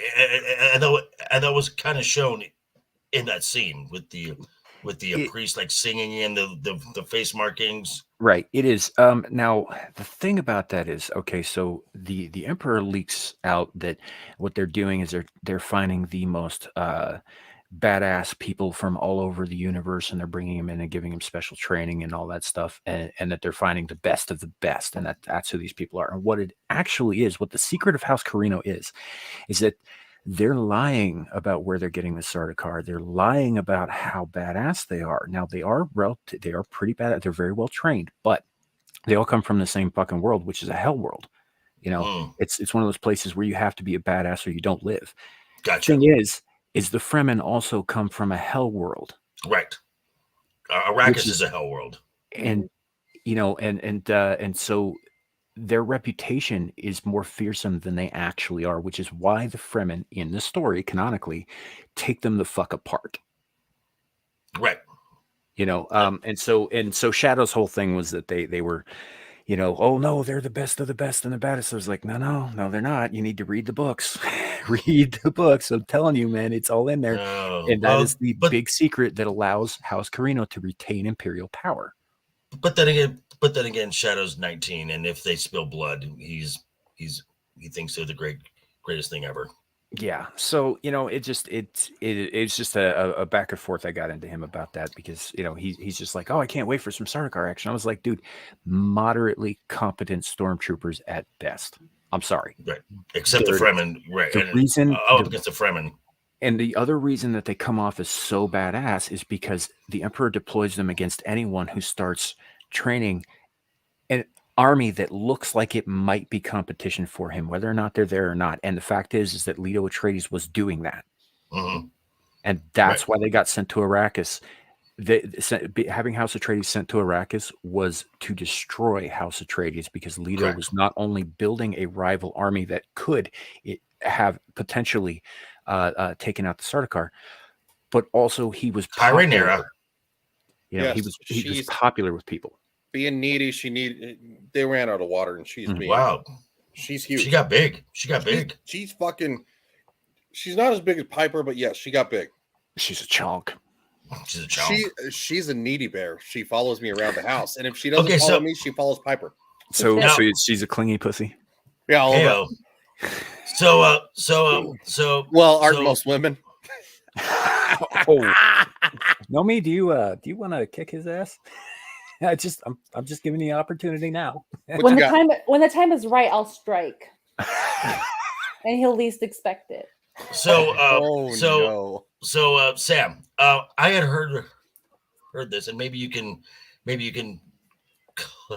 clarify this, but Baron Harkonnen is the illegitimate father of Jessica, Paul's mom. Is that true? I don't remember if he's the father or if he's the brother of her illegitimate father, but I do believe that she was part of the reason that she was married to Leto was to sort of bridge a gap, bring a peace between the two houses, because the Atreides had been at odds with the Harkonnens for some time. Now the Harkonnens generally are at odds with everybody who is in their way, but specifically, part of the reason that this all got set off, and the reason that Vladimir Harkonnen sides with the Emperor against Atreides is because before Atreides got to Arrakis or Dune, that was Harkonnen territory. They were the ones who controlled the spice, and he who controls the spice controls the universe. And for anybody who knows anything about Dune, Arrakis is the only place in the universe where it is because it's a byproduct of the natural life cycles of the sandworms. Correct. And it's what allows space travel. It's what allows the Mentats to be living computers. It's what allows the Bene Gesserit to see the future. Their powers, correct. And it's essential to power in the galaxy. And it's also a highly addictive drug that the more you're exposed to it, whether you ingest it or not, turns your fucking eyes blue, which is why the Fremen have glowing blue eyes. Correct. Because they live in a desert of this stuff. Yeah. So Jessica is I don't know that she's like illegitimate, but she's not like recognized as Harkonnen, but she was sort of offered up as a sacrifice to the bridging of the gap between the two houses. Yes. Gotcha. By marrying Leto. On the one side, and this was not Harkonnen's choice. This was the Bene Gesserits who made this decision, and you don't go against them. Right, because they're the ones who are they're the shadow government bit. So what you gotta they didn't really touch on this very well in any of the other movie versions of this, but Fade Raltha is a product of Bene Gesserit manipulation in the same way that Paul Muad'Dib is. They're hedging their bets. There are others too, but these were the two most prominent and the two most promising, which is why their eventual conflict is so important, because whoever survives will be the one to carry forward with this Bene Gesserit prophecy. And didn't they want it to be didn't the Bene Gesserit want ideally want the Kwisatz Haderach to be a the woman instead of a male? Ideally, because they wanted to have control over her, and if she was a woman, if Paul was a woman, they would have had that control because she would have been inducted at a young age and all that stuff.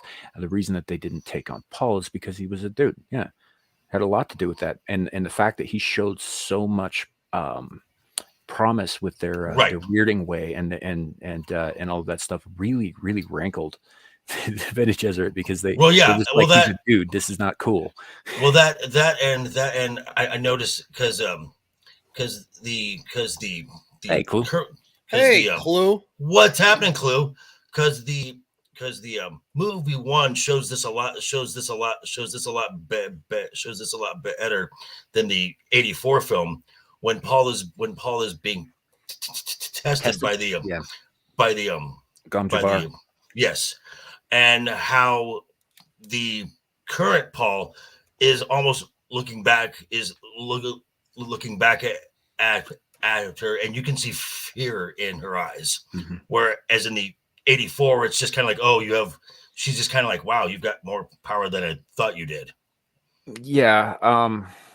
I think that they probably did that better in this one.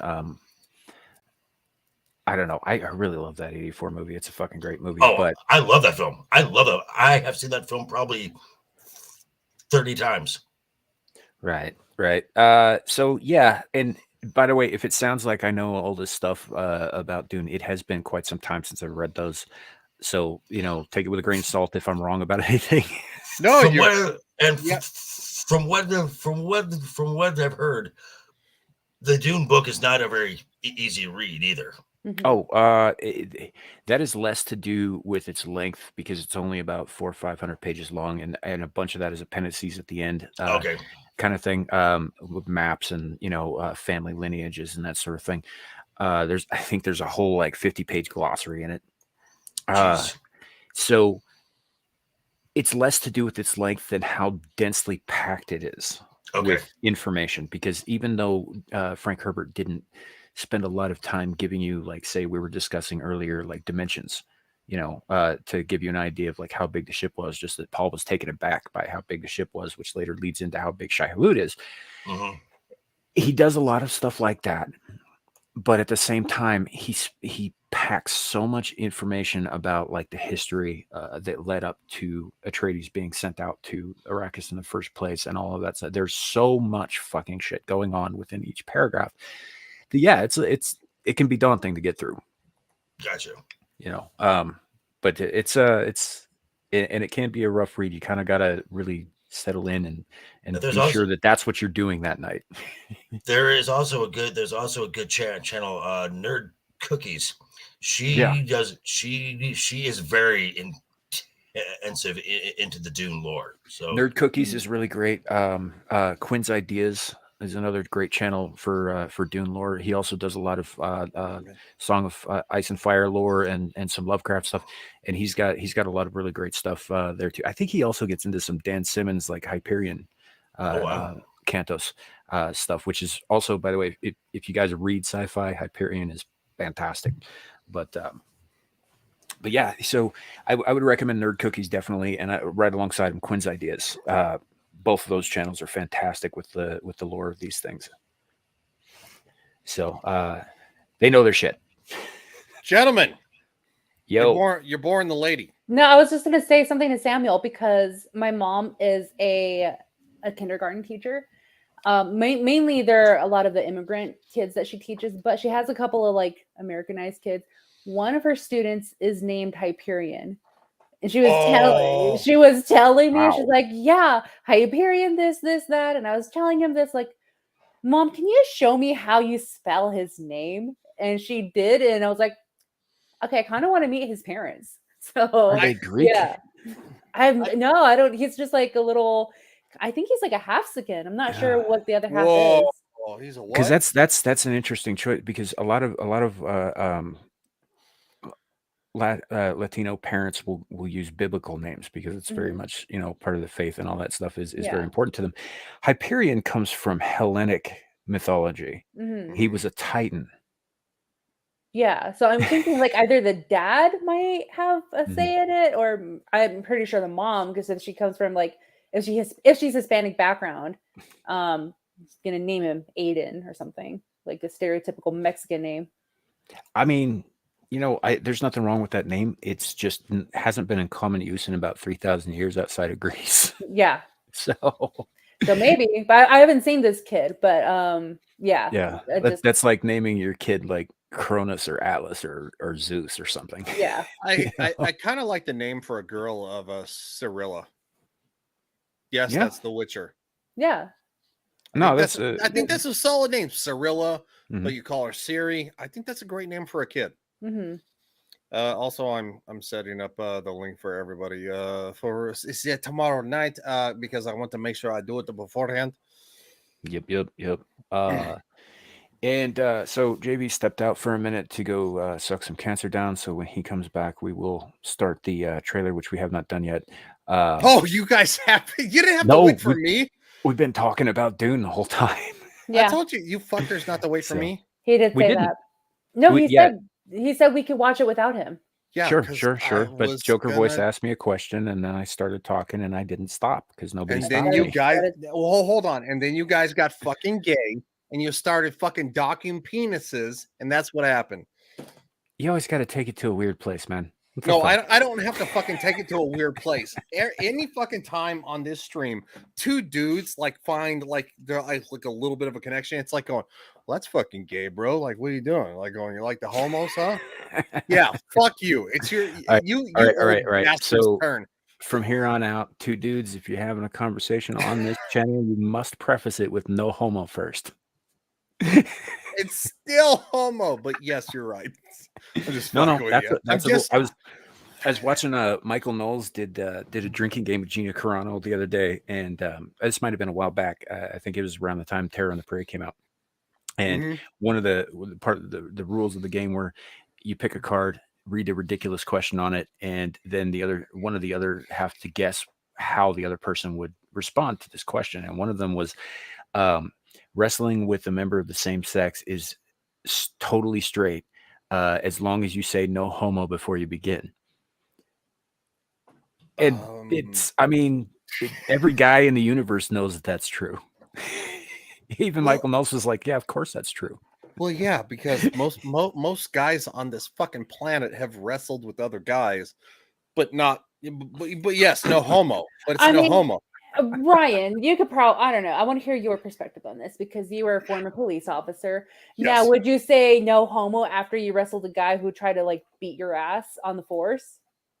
No. While you're out in the street? See, exactly. So what if you licked him behind the ear while you were cuffing him? No, that's okay. I'll say this. Unfortunately, when you're a police officer, at least probably a handful, if not two handfuls of times in your say 20 to 30-year career, or depending on your department, you're going to wrestle an ass naked man to the ground.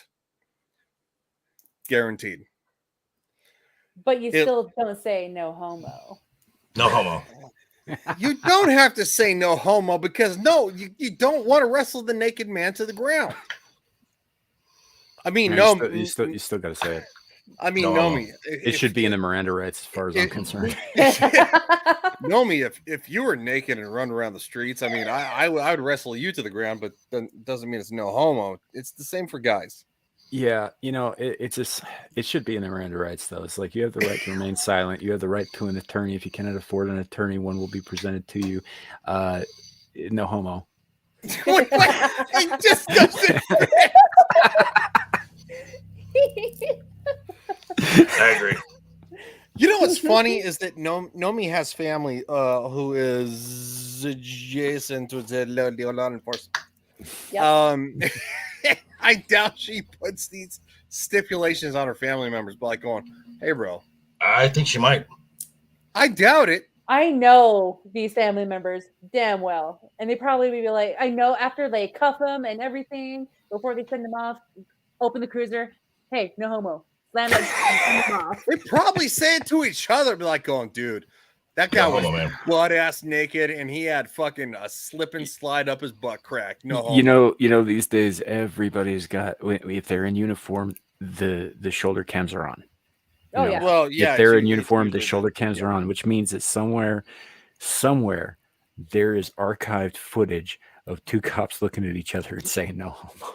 Okay. Oh, Fuck. I know. Oh God. Ryan, No. can you speak to this? I actually thought that would be a funny idea. I thought that'd be a funny idea if I got after possibly being reemployed, but I was like, if I say no homo, that would probably get released to the fucking public and I'd get fired. Be like going, Mm. are you a bigot? Or do you not like homos? And it's like, No. it's Hey, like, it no. might- I it just might wanted even- to know that his arrest was totally platonic. It's That's like, all. no, I had to put this giant fat man's sweaty ass fucking wrist behind his back where they touched his ass crack. And yes, it was no homo. And they're like going, that's not a thing. You're very homo. It's like, look, we had to wrestle him to the ground. He was butt ass naked. There may have been a There- point where tips touched. I don't know, but just in No, case, you no got homo. pants on. What the hell are you talking about? There Tips? is that 1% chance that he might be naked, though.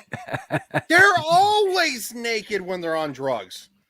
Mm, So there's Yes, a they're chance that always naked when they're on drugs, and they're having like Mm. fucking like excited delirium. And they're like, I'm so so you're hot. saying that there's a chance of How- potential touch. how's that again? Hey, Kohai made it away from the tweakers safe and sound. All So right. Good job, girl. good deal. Yeah, why don't we get off the homo talk? Let's No go to this homo. trailer. Yeah. All right, so we will. If you see something you want to speak on, just shout it out. We'll pause it. That kind of thing. Well, Nomi had on the previous stream had a theory on why this film is going to do well. Care to explain? Did she? Just fangirl theory. Mm-hmm. So Zendaya is in this second one. She was in the first one for like less than 5 minutes. If Mhm. I know the girl community well, it is me and my sister will go see it because we love Zendaya. Because when I went to go see it, like I was actually excited, but my sister's like, "Hey, like don't be so hyped because she's barely in it." Yet I saw her for like 3 seconds, and that was it. And the reason why I think this one will do better because she actually has more of a role in this film. So I know the fangirls who love Zendaya are going to come in support of her. If I know this is weird to you, the guys, but she has a great, huge influence among the females because She's got something that's hugely attractive. Trust me. yes, I know, and she's a And kid. it's Watch not out. and it's not her acting talent. her lack of boobs because she doesn't have them. Oh, No, it's not a fucking boobs. Girls she's- beanpole. Yeah, Yeah. but Girlfriend is a gymnast. She did all that But her- fucking shit in the fucking Greatest Showman. That was guaranteed. Yeah. She's a But her- gymnast. Dude, I But- have daughters. her- I had to sit her- through that show she did on Disney where she was dancing the whole time. Yeah, I know how good she Shake is it up. at it. Yeah. Yeah, but that one. her Go but ahead. her but she Sorry. has a very limited acting range. She's not very good. I think that depends on the role, yeah. honestly. Because she's Some- amazing in Euphoria. I love her in Euphoria. She was amazing in The Greatest Showman. Yeah. And she Mhm. was much better in Spider-Man No Way Home than the previous movies. In the previous movies, JV. I think that's fair. I think she was quite Yeah. a bit better in the third movie than she was in the first two. Yeah. And then also she has a great sense of humor. She has a shirt I'm that just not says, impressed. like, she has a shirt that says, "I don't need tits, tits need me," because she doesn't have any boobs. I'm like, that's freaking hilarious to me. Well, yeah, It is pretty because funny. Like, because whether the tits are like flat like this or they're like fucking cups like this, it's tits. yeah. And then Sorry. another thing that like she's No, ask like Tom a Holland. huge influence is that she has a great moral, like she knows who she is and she will not change for anything, no matter how great of the deal or how much the money is. In her Right. in her clause, it does state no nudity and no sex. That and I can respect that. My issue is not so much though. I mean, I see Joker's point too though, because I don't so much care who she is Mhm. outside of her roles. I really don't. Same way that I don't really care who Florence Pugh is outside of roles. I respect her work because I think it's fine. Zendaya is hit or miss. And in the previous Dune movie, I know she was only in it for brief moments, but she was really flat Yeah. Very. while she was on screen and Mhm. just I was just like, okay, why is she? And I know the character's important, but the character, this is going to be fun. So when Mhm. this movie comes out, and from what I hear, they are planning on doing the other books as well. Right. Ooh, okay. The god, So yeah, the god her emperor. role is to be Paul Atreides' wife and to Mhm. bear Luke or Leto II, who is Paul's son, who is the true prophesied one, the true Kwisatz Oh, Haderach. really? Okay. Can I suggest let's roll through the trailer Yeah, and let's do this. try to go further from there. Yeah. Okay. So Sorry. shout out when you wanna comment on something. Go for We it. open on Arrakis. Mm-hmm. It's breathtaking. When you see sand here, imagine water. It's a beautiful You shot. dive in. Mm-hmm. It is. We're just talking through like Mhm. this is Yeah. formative. So you can Can't reach the bottom. rolling. You dive in. Yes, it's called swimming. I like how he's. I don't believe you. What I do like there is that, how they're relating is because he's talking about his former homeworld. Which Caladan, was right? Caladan is A an water ocean planet. world. Yeah, it's ocean everywhere. So I mean that's a nice little relationship development scene that they're doing there. So obviously it comes to us from WB. In the shadows of Arrakis lie many secrets. Sayadina. The darkest of them all may remain. See, and I didn't even recognize that as Florence Pugh immediately. Oh, I did. It wasn't Yeah, until voice later is- in the trailer that I picked it up. Yeah. Her voice is just. Yeah. Yeah, Got she has the a voice. distinguished voice. She also has kind of like because she's so short, she has kind of like a puffier face with the blonde She has a hair. rounder face. Yeah, she has a rounder face. face, which doesn't mean she's less attractive. It just means that shorter hair makes it even rounder. Yeah, it does. It does. She I think longer hair suits her better, but Correct. Yeah, it washes her out. Mhm. The end of House Atreides. Your father didn't believe in revenge. I think Paul. I think Paul does. yeah, yes, he does. I'll just leave it at that. I know what happens, so What if Paul Atreides were still alive? Great casting there too. Fade. yeah. That by the way, we'll go back just a second here and sit on Fade for a second. Hey, real quick, dude, do you have like a slight boner right now? Me no. No, I'm talking about Samuel. Don't I always? No, I'm being serious, dude, because this is probably one of the first things I've actually seen you be excited about. And I'm actually kind of glad about that. Like seriously. You seem very, very happy about, you have a couple of gripes, but no, you seem excited, and that's cool. Well, I believe in being fair. Right. Yeah, well. well, And I realize that I come off sometimes Gurney as Halleck. not very That fair. is a Yeah. great casting. That's really great casting. Yeah, No, he's fantastic. No, So, but I'm just being honest that people label us as being grumpy all the time, like, Haters. oh, you hate everything, everything sucks. And it's like, There we no, go. not everything sucks. No, I'm excited about this, but Samuel and JV, who are bigger fans than I am, drastically, they're having fun. That's a good Oh, thing. yeah, and that's the thing. It's like you gotta, and I know they say this all the time, but you don't always get it from them. But a lot of the bigger channels that we follow, like Geeks and Gamers, like F&T, that sort of thing, they talk about how you gotta praise the good stuff, and they Yes. do.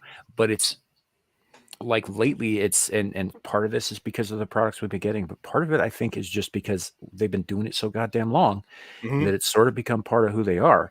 There's a lot more negativity than necessarily needs to be. And honestly, do you remember it's about 3 months ago or so when Mags called me out on your stream about being just too sensitive to the message and too sensitive Yes. to bad And- shit and all that stuff? and And that she was- was right. I thought and that about was it. like- She was and right. that was like to all of us. And Yeah. and I mentioned that on Roman's stream that we become kind of Desensitized.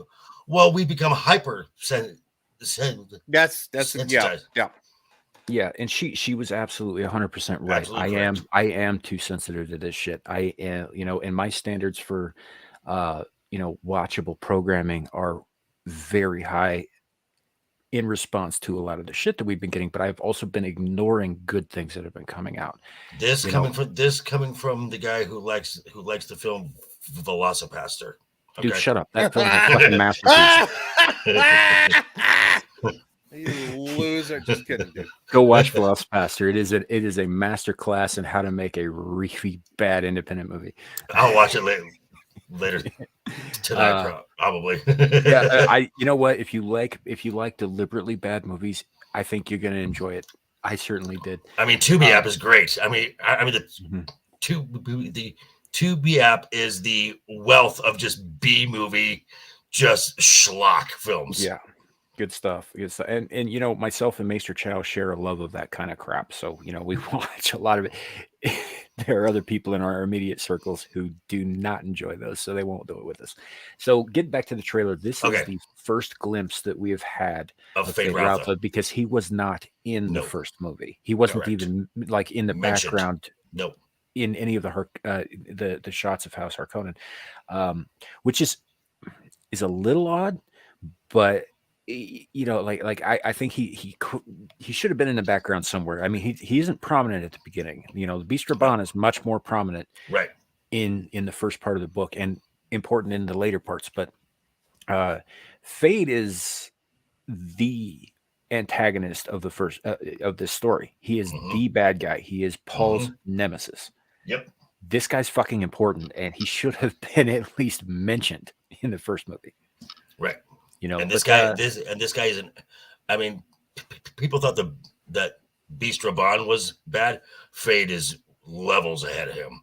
Well, again, Fade is a product like Paul of the genetic engineering and manipulative breeding, and so he is like Paul to a degree superhuman. He doesn't have the weirding way, but he is special in a way that Raban won't be. Correct. Raban is an inbred son of, right. Raban, he's called the Beast for a reason because he's not known for his capacity for a reason. Right. He's a big, strong brute, but he's not special like Fate is. And so this is important. This unveiling of this character. And honestly, I don't know who that actor is, but I think in this Austin shot, Butler. he looks fantastic. It's Austin Butler. Again, I have no idea who that is. Okay. Elvis. He's Elvis. Yeah, I didn't watch that either. So I didn't either. But right here in this moment, like, I could believe that that's Fade Ralpha. Yeah. Yeah. I don't think he quite has Sting's flair, but there's something about him that's just menacing. Menacing. Yeah, quietly menacing. Yes. Yes. So I'm going to check the private chat here for a second. Okay. We are going to keep going. Brian will return. Okay.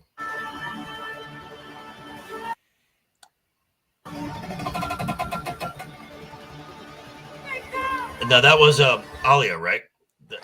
Yes. The red hair kind of gave it away. I believe so. Yeah. And Alia is Paul's sister, who is born of Jessica and I think was she? Yeah, Jessica was pregnant when they got Rousseau. So yeah, she would be that.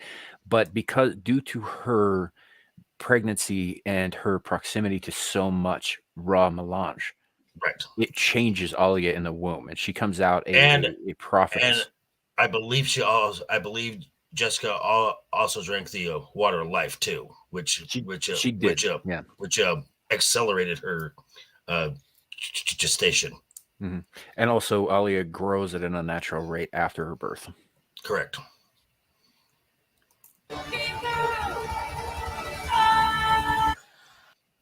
That just prior to this. So this was not in any of the previous movies, but it is important in the books. Fade's fight here, the gladiatorial stuff, is a defining moment for this character. Mm-hmm. And we will learn more about it as we get into it. But this is an important thing, and I'm glad that it's in here because it hasn't been on screen before. Cool. I'm down with it. And I think that's what, and I think that's where Have you Paul ever had a just drank the water and opened up from his visions. I believe that's what that was. Right. And here we're going to get into a little bit of Shai Halud Halud. action. Yes. What about your first ride?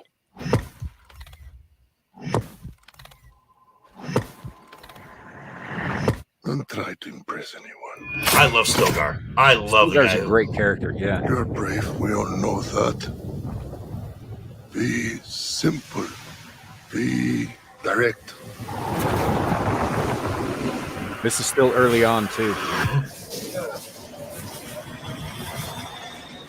I'm going to pause it for a second. So this is still early on before Paul's eyes have changed, Correct.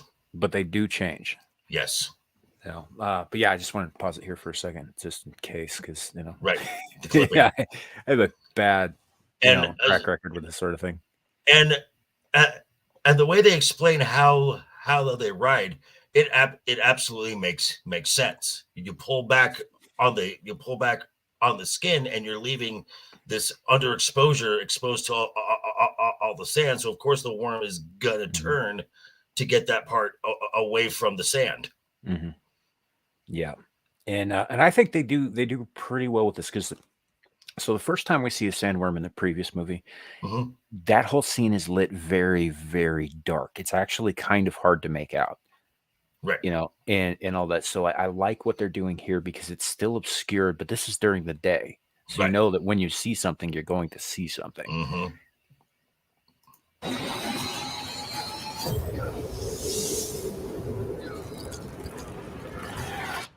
Nothing fancy. I understand.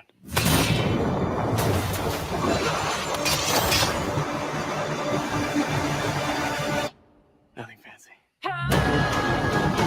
Yeah, nothing fancy. Right.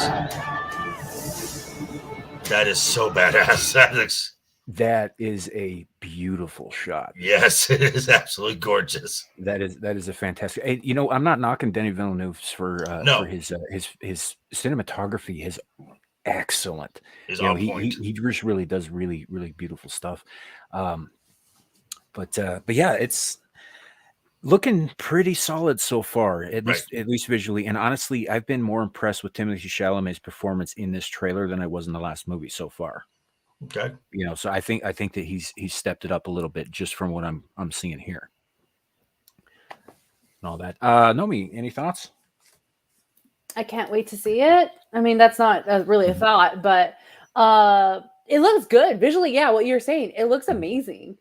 Versus other Hollywood crap that's been coming out lately, and it doesn't have the theatrics of the amazingness of a still like this.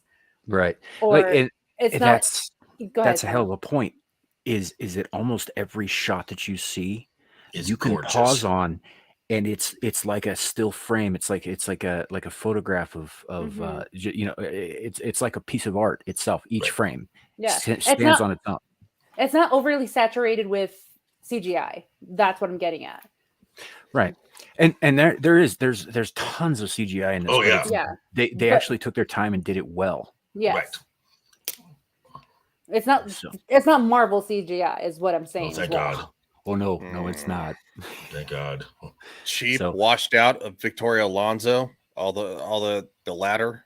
So wait, are we not going to get MODOK's ass in this film? Oh, fuck it, I'm out. Then what do you think Paul's writing? The Alaskan bullworm. I forgot about that. You're welcome. Thank you. So, yeah. Any thoughts on what you have seen so far, Ryan? Oh no, I actually I like the way it looks. It looks drastically more. Of course, it looks more episodic and exciting than the first movie. Obviously, we all know that the Dune franchise is something that is lore heavy.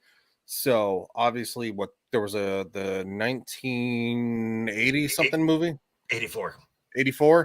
Then there was a 98 remake, right? On sci-fi. On sci-fi. Yeah, they That was did, more. That was more of a series. I believe that was called The it Children was of Dune. no, Yeah. they did Dune first, and it was a Okay. 4.5 hour miniseries, and then they Yeah. did Okay. Children of Dune, and they did Yeah. Dune Messiah, which was probably the worst of the three. But the first one they did, Dune, was actually really good. Much lower budget than this, obviously, Mhm. but it was really good. Well, Um, it definitely looks better than anything that we're getting from Disney and Marvel and stuff like that. I watched the first movie on an airplane. Of course, Oh what happened? no, those are the talk about the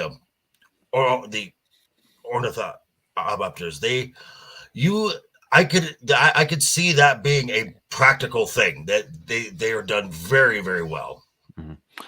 I believe, Richard, that's still coming up in the trailer. Correct. What were you were saying there, Ryan? Sorry, Ryan. No, you're good. So I watched the movie on a plane. I enjoyed it.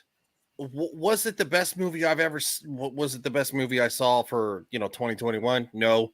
However, was it something that I very much enjoyed? It was very lore heavy. I'm not somebody who knows as much about the Dune lore as you and JV do, but it did bring me in and try and capture me to want to see more. So I will see this movie. This one looks much better than the first one, and I agree. it's not hard to do. Just capture your audience. Mhm. And quite frankly, when you have solid sci-fi franchises like Star Wars, Star Trek, Dune, Battlestar Galactica, like all this kind of stuff, it's like maybe not try to shit the bed, and we're only getting a handful of franchises who are not shitting the bed. So Mhm. yeah, Right. and you guys literally you guys have talked for like a good 30-40 minutes about the lore of this, like how it matters, what's different. Like that's what fans do. It's what Mhm. we did on this last Sunday about Picard. I'm not a massive Star Trek fan. I love Star Trek, but I'm not like over the top like knowledgeable about everything. But Yeah, listening Like Roman. we showed our nerd that day. Yes, and we went for 3 hours, and it was like boom, boom, boom. I remember saying it like I don't know, an hour and 48 minutes. I was like, "Holy shit, we've almost been streaming for 2 hours." And I think it was you, Samuel, who were like going, "What? That went fast." And I'm like, "Yeah, it did." You know why? Because we liked it. Mm-hmm. Yeah, and I mean, the quibbles that we had, the arguments that we had, and even now, what we're talking about now, this is you're right. This is what nerds should be focusing on. We should be nitpicking technical details. We shouldn't be worried about the fucking message. Correct. Like one of my biggest gripes from the first episode of Picard season 3, and this is one of the things that bothers me the most, which should tell you something about how little in that episode bothered me, is as Ryan was just demonstrating, that pump action energy weapon is fucking retarded. But Yep. otherwise, like what the fuck? I mean, it's just so dumb. But moving past that, like that's the kind of thing that we should be nitpicking on. And if I'm nitpicking little details like that, like technical details, right? That's a good thing, because that means they're doing something right. That's a Right. massive fucking W. It's like because you're like, well, what didn't you like about it? It looked That- nice. Mhm. that a pump action energy weapon, and it's like, okay. When Beverly got shot, it didn't cauterize the wound because it's an energy weapon searing the wound, and it's like, okay, well that's low tier commentary. Mhm. That's low tier criticism. If you say, oh my god, they have no idea what the fucking the USS Enterprise 1710 D is, and it's like D. Yeah, D, which they do make comment about, where the girl in the bar, she's like going, like Nobody wants the fat ones. nobody wants the fat ones, and it's like going, no, everybody wants the fat ones. She Yeah. apparently doesn't like the D. So Yeah. So Richard, yeah, the musical backdrop, just Hans Zimmer. Hans Zimmer did the score for this, and it is probably among his better scores. And the guy is Yeah. really good. which is saying so. Which is kind of saying something because I know Hans gets a lot of props for like his stuff with like the DC stuff, but this just created these sounds, which is really what the score is. It's just a collection of sounds that really brings It the is, world but alive. it's woven into it in such a way Correct. that you don't Correct. see it as a separate thing. Like that, I will give. I will absolutely give the people who made the first movie too. Is that the way that the music and the cinematography and all of Mhm. that, like some of the acting, I was like on, and some of the choices they made with certain directions in the story where they cut it off with, I have big problems with those.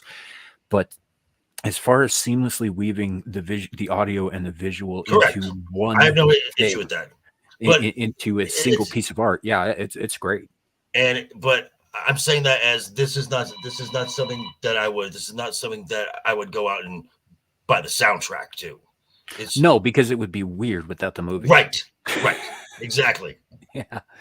So, yeah, he did Gladiator too. Gladiator has a fantastic soundtrack as well, but again, it's unique to that movie. Correct. So, Gladiator is fucking phenomenal. it is. That, there's no way to ifs, ands, or buts. Right, but again, it's like you can't imagine that film without the soundtrack that it has. Except Exactly.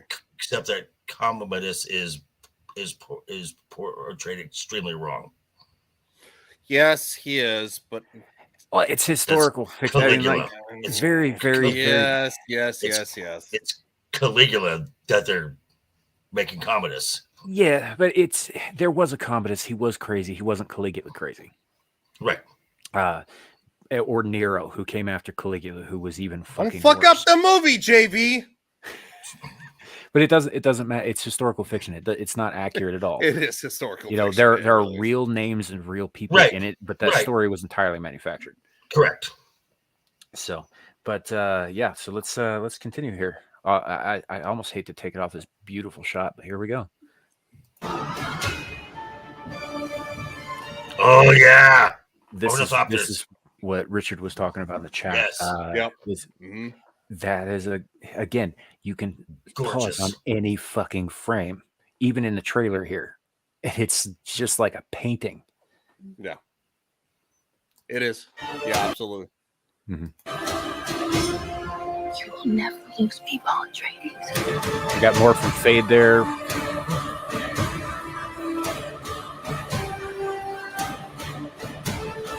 We gave them long live the fighters. This right here this is leading into something. This made me just go yes. Right here, because that is Chalamet. He is walking up there, and he is walking with a confidence that a man as slight as he is should not be able to do that. And I am fully giving him credit for his performance in this. Oh, And I yeah. know we're just looking at his backside here, but I'm convinced that this man is leading all those people down there. Oh, They yeah. are looking to him. And Mhm. that speaks to his ability, that it speaks to the director. It's fantastic. And also for those of you who know the books, you know where this is going, and it's bloody. Oh, absolutely. And it's also welcome to your new Superman. Yep. He's going to be Superman. You guys know this, right? Well, that's like we touched on earlier. Be Paul. a high probability he's Superman. That's a rumor. Well, here's the other thing. Yes, it was one of the earliest rumors, and trust me. Well, again, I don't know. I mean, we have heard casting rumors all around it until I hear it, and then I'll either praise or criticize it. Yeah. He may be Superman in a Superman movie. Here he is a Superman. Like Paul Atreides is superhuman. He is a Superman. Yeah. Yes. And this is where you're starting to see that come out. Well, obviously he's not like top tier until later novels, but right. You know, after he's slaughtered 60 billion people. Correct. Like I said, this gets much fucking worse than this one movie. Eventually Paul becomes kind of the villain. Yes, true. So, all right, let's finish this out. May thy knife chip and shatter.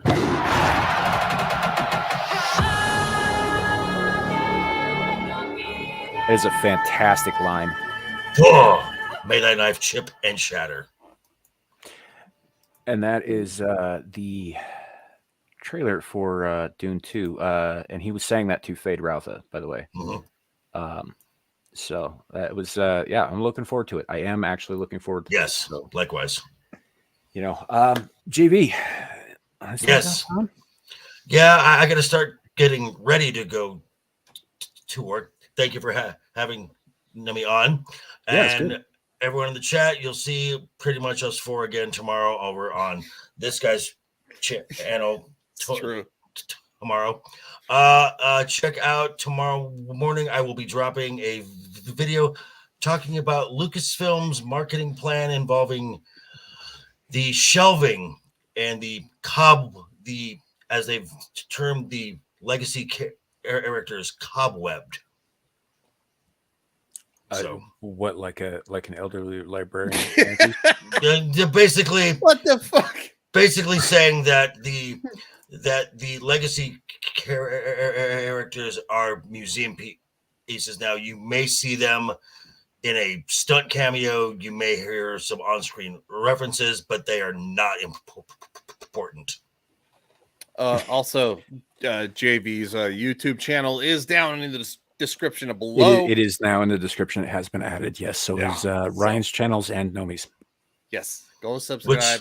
Which Nomi's doing. Nomi's doing content. Oh. I am. You yelled at me at dinner last week.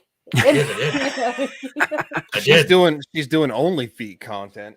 Oh, jeez. Honestly, that's how I funded my trip to Vegas. Yes, I know it is. And you'll see it on my video tomorrow. But again, guys, have a great night. I will see y'all tomorrow. And since Samuel does not require me to do the outro, I'll just say toodles. Yeah, thanks for coming, man. It's been good talking. Bye, JB. It's not the same. Look, it's not. It's that's your channel. That's your thing. Fuck you, fucker. I hate you. That's your weird psychotic security blanket. Dude, it's so good. Like going on Monday night. He's like, toodles, dun, dun, dun, dun, dun, dun. Like it's fucking incredible. Yeah, I was watching Merry Madness earlier today with Kat and Shadow, and they had Zenny Biscuit on, and Zenny's great, but so they're trying to end the stream, and Shadow, first of all, has got to get his own shtick at some point because he keeps like stepping all over mine and saying it wrong, and so he's trying to get those words out, and the whole time Kat's shouting toodles over him over and over again. Those two are they need to find their own identities. Those two are like watching an identical fucking car wreck, like it's on the interstate, battling, bouncing off the guardrails back and forth. Who's gonna flip over first? Right. I also wanted to point out what Richard said here. God damn it. I was going to go to bed so I can get to work without feeling tired. Damn you, playoff hockey. Now you've got me on a Dune fix. I'm off to watch the movie again. You got me jonesing. I kind of want to watch Game of Thrones now if we talk about dun, dun, dun, dun, dun, dun, dun, dun, dun. Isn't it like 2 a.m? What? Isn't it like 1:30 over there? Yeah, it's like 1:37. Yeah, it's like 11:37 here. So yeah. Why? You want to call me on the phone? No, that's the last thing I'm ever gonna do. Call me maybe. No. Oh, I forgot about that song. Fucking Christ. If I call you Ryan, that's when I'm really I'm hard up. No, I'm like, fuck, I have no one else to help me out. I need to get out of this trouble. Ryan, take care of me. You don't have my number, so who the That is very true. But I can reach out to you on Instagram and Twitter. And I can call on Twitter and Instagram too. So that's true. Until now. Yeah. But yeah, it's, I mean, I know it is late, and I know that like Ryan jumped on here last minute to help out because Larry was not able to be here for the whole show tonight.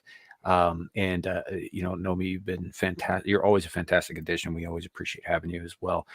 And more than happy to continue, or we can wrap it up. It kind of depends on how you guys feel, because for me, I've only been off work for like 2 fucking hours.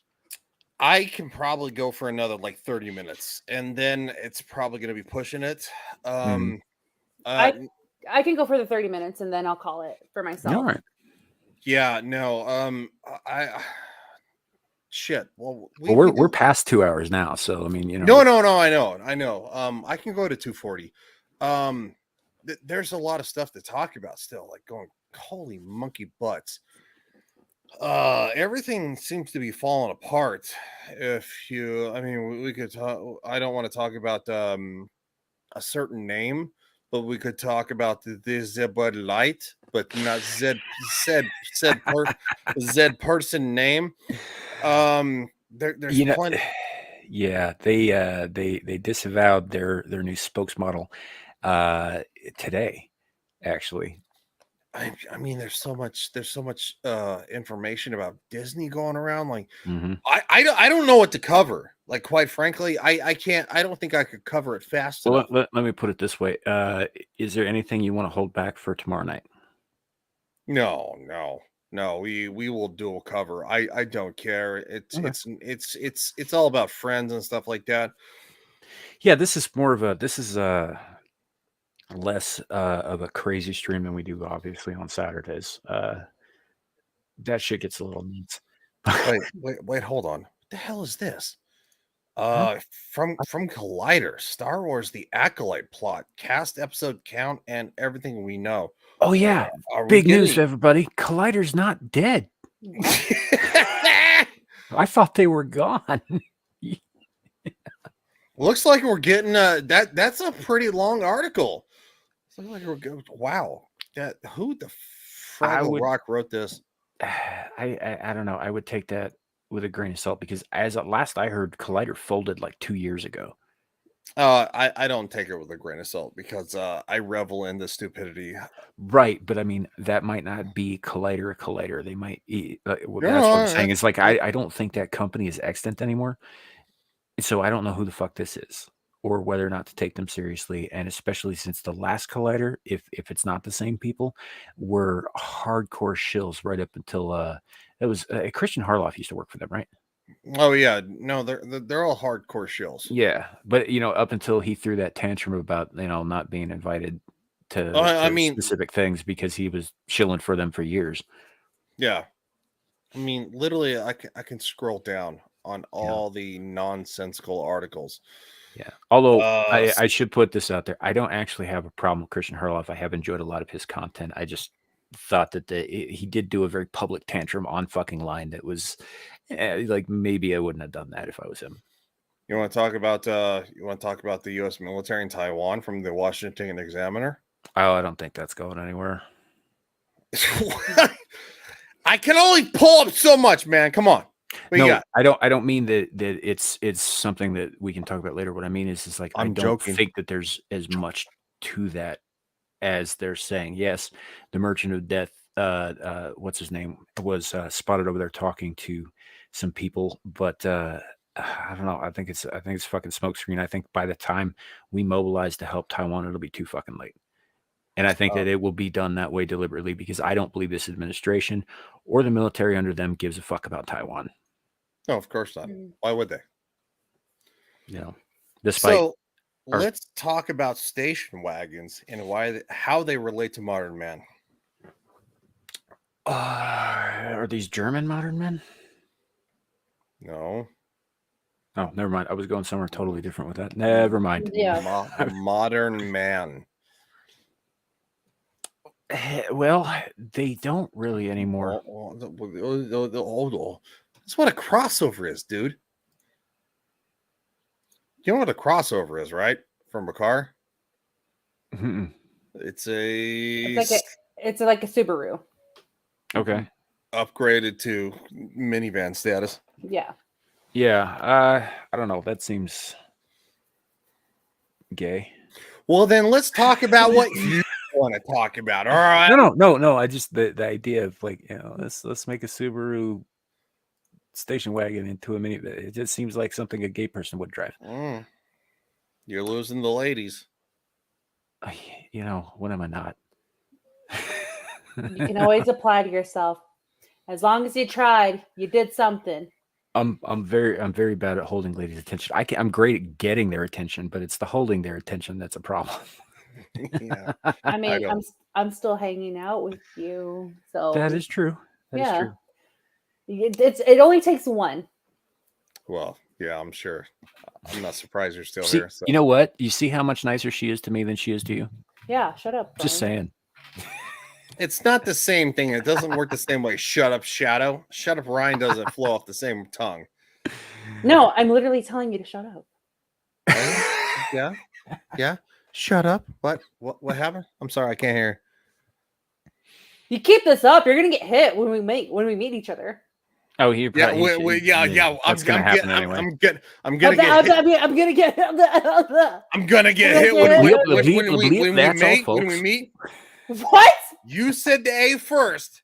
You said meet. May meet. Yeah. Yeah, you did. What happened? Cat got your tongue? No. Little bit of. No, you keep this up. Like I said, you're gonna get hit. This is Where? You quality better back the television, fuck up folks. if you get smacked the fuck up. I'm telling you this. Where? I might like it. What's she? Oh no! She caved. Yep. Right. You know what? No, because that's the weirdest thing ever to me. Like, Oh yeah, that's the weirdest thing ever. no, like when guys, I don't know how to respond back to that. Like, it's a real threat that I'm doing. I'm sending out. I'm like, oh yeah, but go easy on me. Like, I might like it, or like, no, I don't like that. I don't want to do that. You know, but like my motto is always always be the bigger creep. So yeah, Is it? yeah, that'll do. It's sort of like gay chicken, but not gay. yeah. Is that what you're getting at? Yeah, it's Yeah. like the object is to make the other person as uncomfortable as possible until they back down. Yep. Yeah. Well, let me be the gentleman, and I will back down as the lesser creep from Nemi. I don't want her to feel super weird. I mean, I survived Vegas last week, so. Folks out there in the chat, he says that in a way that sounds like he's being a gentleman and he's being kind. But what he actually did was call Naomi a creep. I know. So he's not real a gentleman, guys. It's just the facade. It's just smoke and mirrors. He's trying to fool you, as he's trying to fool me. But let me tell you this right now: he isn't fooling anybody. What am I? How am I trying to fool you? That you're a gentleman and you're not. JB's leaving. He's like, I'm done. We're just gonna take pot shots at each other for the rest of the show. I didn't see what JB said. He said good night. He's going to work. So. Well, you gotta respect the working man. Yeah. So, oh man, that's and so gay chicken. Yeah, it's a real game. It is. I know. I have actually something that I wanted to bring up to Ryan last week on this show. What's up? I started talking feelings for him. Oh, sure, that too. But I don't even know why I said that. It just I've been hanging around Cat too much, and the snappy responses just come out whether they make me look good or not. Oh my gosh. So anyway, last week we were talking about things again that we did probably in our youth that were maybe not showing our best judgment. So gay chicken was obviously something that I played with a lot of my friends. One of my brothers is undefeated because he will stick his tongue in your butthole if it means winning. Yeah, he's no one's ever beaten him at gay chicken, which is to say, so he's done it before. He's licked someone's booty hole. Oh yeah, I witnessed it because this is a very public game. Nope, that's not a thing. Yes, it is. Nope, that's not the thing. So has your brother come out? It's a progression. You start out just like putting your hand on their knee or some shit, and then as you try to one up each other and make the other person more comfortable, and if nobody's willing to back off, it gets super gay. Nope, that's not the thing. That's I've never made chicken. it that far. That's more of like I'm gonna see how far I can get to this. That's what gay chicken is. But licking someone's Nope. booty hole of the Nope. same sex? Nope, Yeah. that's not a No, thing. that's gay. Yeah. That's That's why massively it's gay. called gay chicken. If it was heterosexual chicken, he wouldn't be doing that. Yeah, your brother's a fucking raging homosexual. Your family is Ugh. interesting. Your sister has a sex toy shop. Your brother's gay. What else do we not know about you, Samuel? I mean, Plenty, believe me. hold on real quick. Tongue in a man's butthole for gay chicken is not the same thing as tongue in a woman's butthole. For one, women are cleaner. Yeah, one of them is gay, and one of them is not. They're shaven, they're and both quite really frankly, what in the blue goddamn fucking hell? It's just No, it's a- I actually agree with Ryan on this one. I think it's fucked up too. You think it's fucked up? Yes. And the fact that you witnessed it. Why do you think I yourself? keep losing gay chicken? Wait, I don't win that game. That's not a game that I win. Hold I get creeped out pretty early on. hold the fuck on. So you were there to witness it? Yeah, that's what part he of said. it's a very public thing? Do you not understand? What you like holding the camera? You're like going, all right, boys. No, let's nobody's go, let's filming this shit, but it's usually there's drinking involved, or Yeah, there's something. during certain years, probably other substances. And you know what drinking leads to, right? Yeah, apparently tongue in another man's butthole. No, that's not what it leads to. I have drank a lot in the military. Never drinks it leads to that. I've never So- done that in my time of drinking. Oh, This isn't even the thing I was getting at. Oh, it's worse. Oh, there's more. So there was another game that I used to play with my roommates that we called, for lack of a better word, the Chicka Chicka game, named in part after that sound from Ferris Bueller's Day Off soundtrack, like boom, boom, chicka chicka. Yeah. So Okay. the rules were as follows. You could surprise any roommate at any time with your full nudity in any position, whatever. It doesn't matter how, as long, and here's the rules, because you didn't want to like have to live with the image of the dude naked in your head. So they had to be completely naked. They had to wiggle their hips and say chicka chicka. And if they failed to do any of those three things, you had the right to beat the ever living piss out of them while they were naked. But if they did all those three things, you had to just live with the image. No retaliation. Anyway, so this was a game that we did. And so we got to the point where we would wait 6 fucking months so that the other person would kind of maybe hopefully forget about it and then fucking surprise them. And not all of my roommates were men, by the way. So this was I don't believe that, for the record. you don't have to believe it. I was fucking there. That's a fucking man thing. You think girls Let me are put like, it this "Oh, way. yeah, Have my you God, seen chicka chicka." Waiting? Yes, I've seen You know the Waiting. game where they show each other their balls and then call each other gay? Yes, I know Yeah. what the fuck Same it is. principle. We just took it further. With a lot more dudage. And a lot of bruises and beatings too, because you don't always remember to do all the things. What in the Fraggle Rock is Yeah. going the fuck on? Anyway, I was in the military when fucking Waiting dropped, and I worked at Taco Bell beforehand, and I was like, hey, this is a funny movie because a lot of that stuff is like super funny, right? The nudity and ball splaining and different things. No. like I I played- told you the other day, man, you do not go to the same parties that I go to. I was in the military. We had to shower together, 30 dudes for fucking 9 weeks together, balls jangling. Mhm. I guarantee I've seen more penises than you have. What the fuck I were don't you doubt doing? that you've seen more penis than I have. And yet Not for a second. I still have not played gay chicken where I tongued a man's butthole. I like that you guys are playing who has the bigger dick of seeing the most penises. No, that's not a thing. It's him. It's definitely him. I have seen more penises, I guarantee it. That's what you guys are doing right now. Like, I- no, I've seen I more mean- penises. No, I have. I don't I conceded that right away. Fucking fair enough. I don't understand of like tonguing another man's butthole for gay chicken. Yeah. Yeah, obviously he won the game. Here's the thing about gay chicken. I For all of would- you I folks would at home, rather- stop, Ryan. For all of you lovely folks at home, the only way to win is not to play. Yes. Yeah. I mean, that's it. You know, so if you're in a position where you're going to be playing gay chicken, you've already lost. Period. So your brother lost a lot. Well, I mean, he won, but in winning, he was losing. Because So he licked another guy's Yeah. bowl. so he's married to a man now.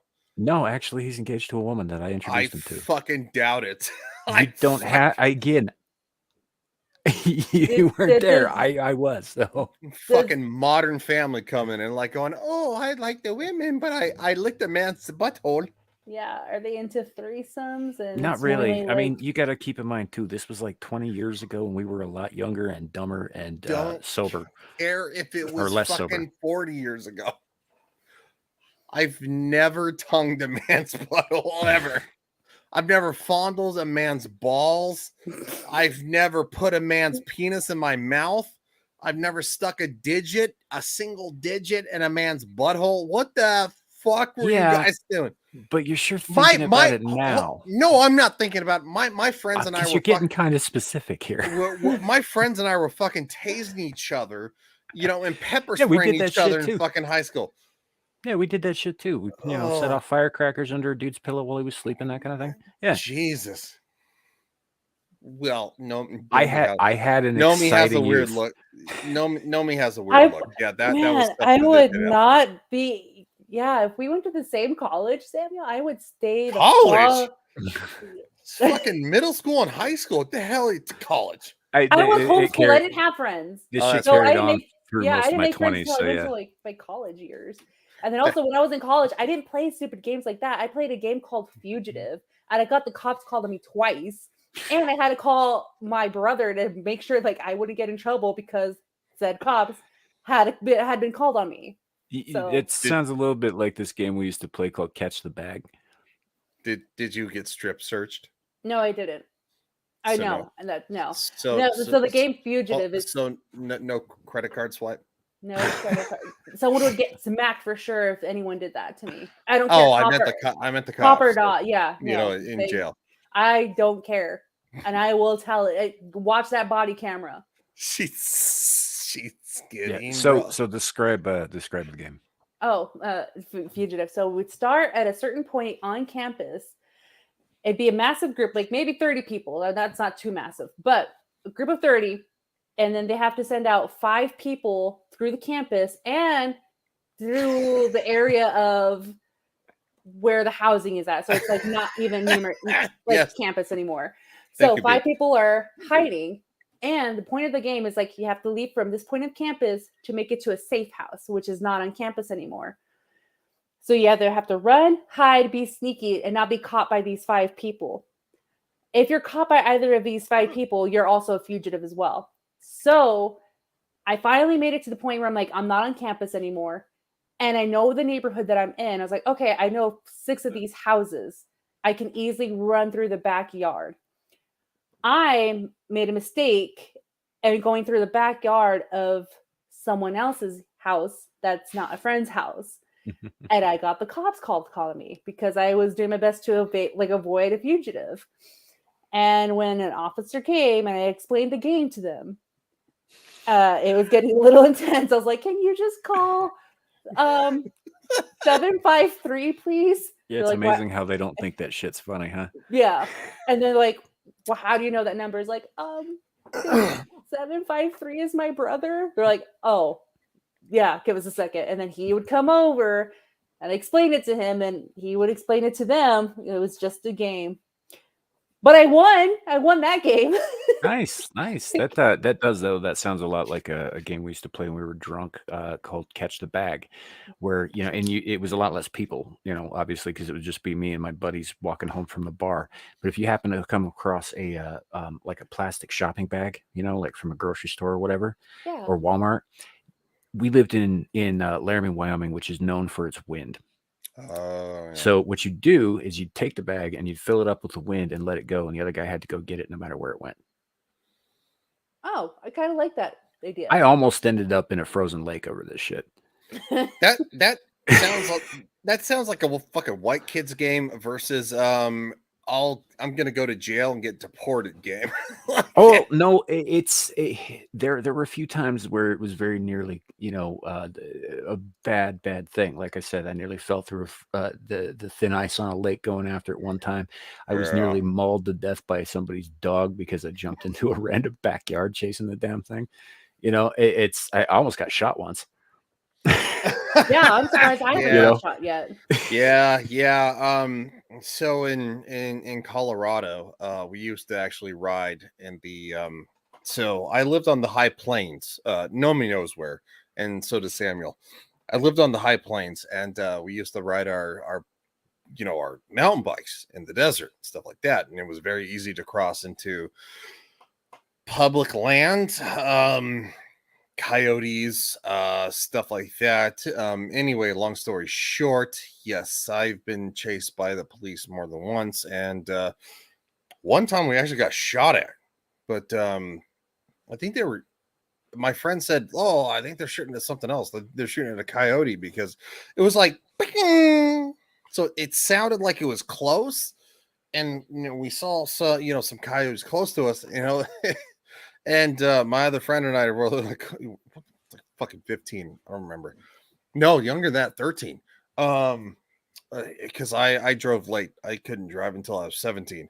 A junior.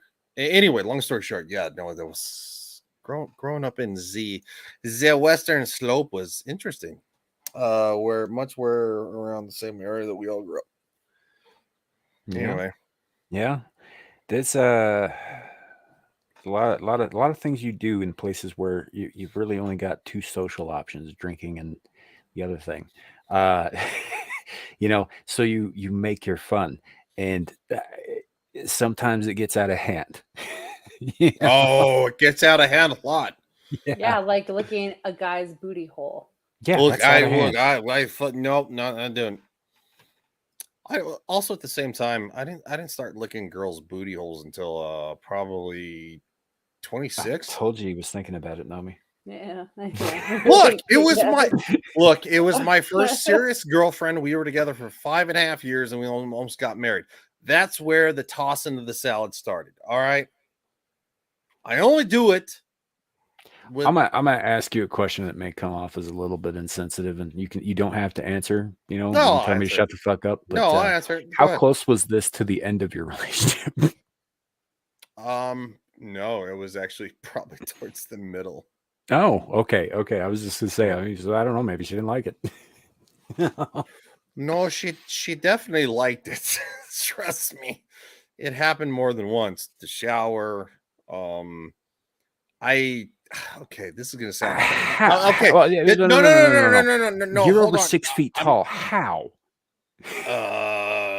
Because I had to get on my knees. You'd still be higher than that, right? I mean, Yeah, I assume she's probably 5'4" right? So she had to like tiptoe. No, she was about 5'8". Oh, okay. Also at That's the same time, okay, this is not me trying to be like like super perp. I have a long tongue. No, I'm being serious. I know you. I'm sorry. I didn't realize when I was in elementary school and stuff like that that I had a long tongue and stuff like that. I could touch the tip of my nose, stuff like that. My grandmother, who was who would babysit me because my mom was a single parent at the time, she said, "Well, that means you're very articulate," and so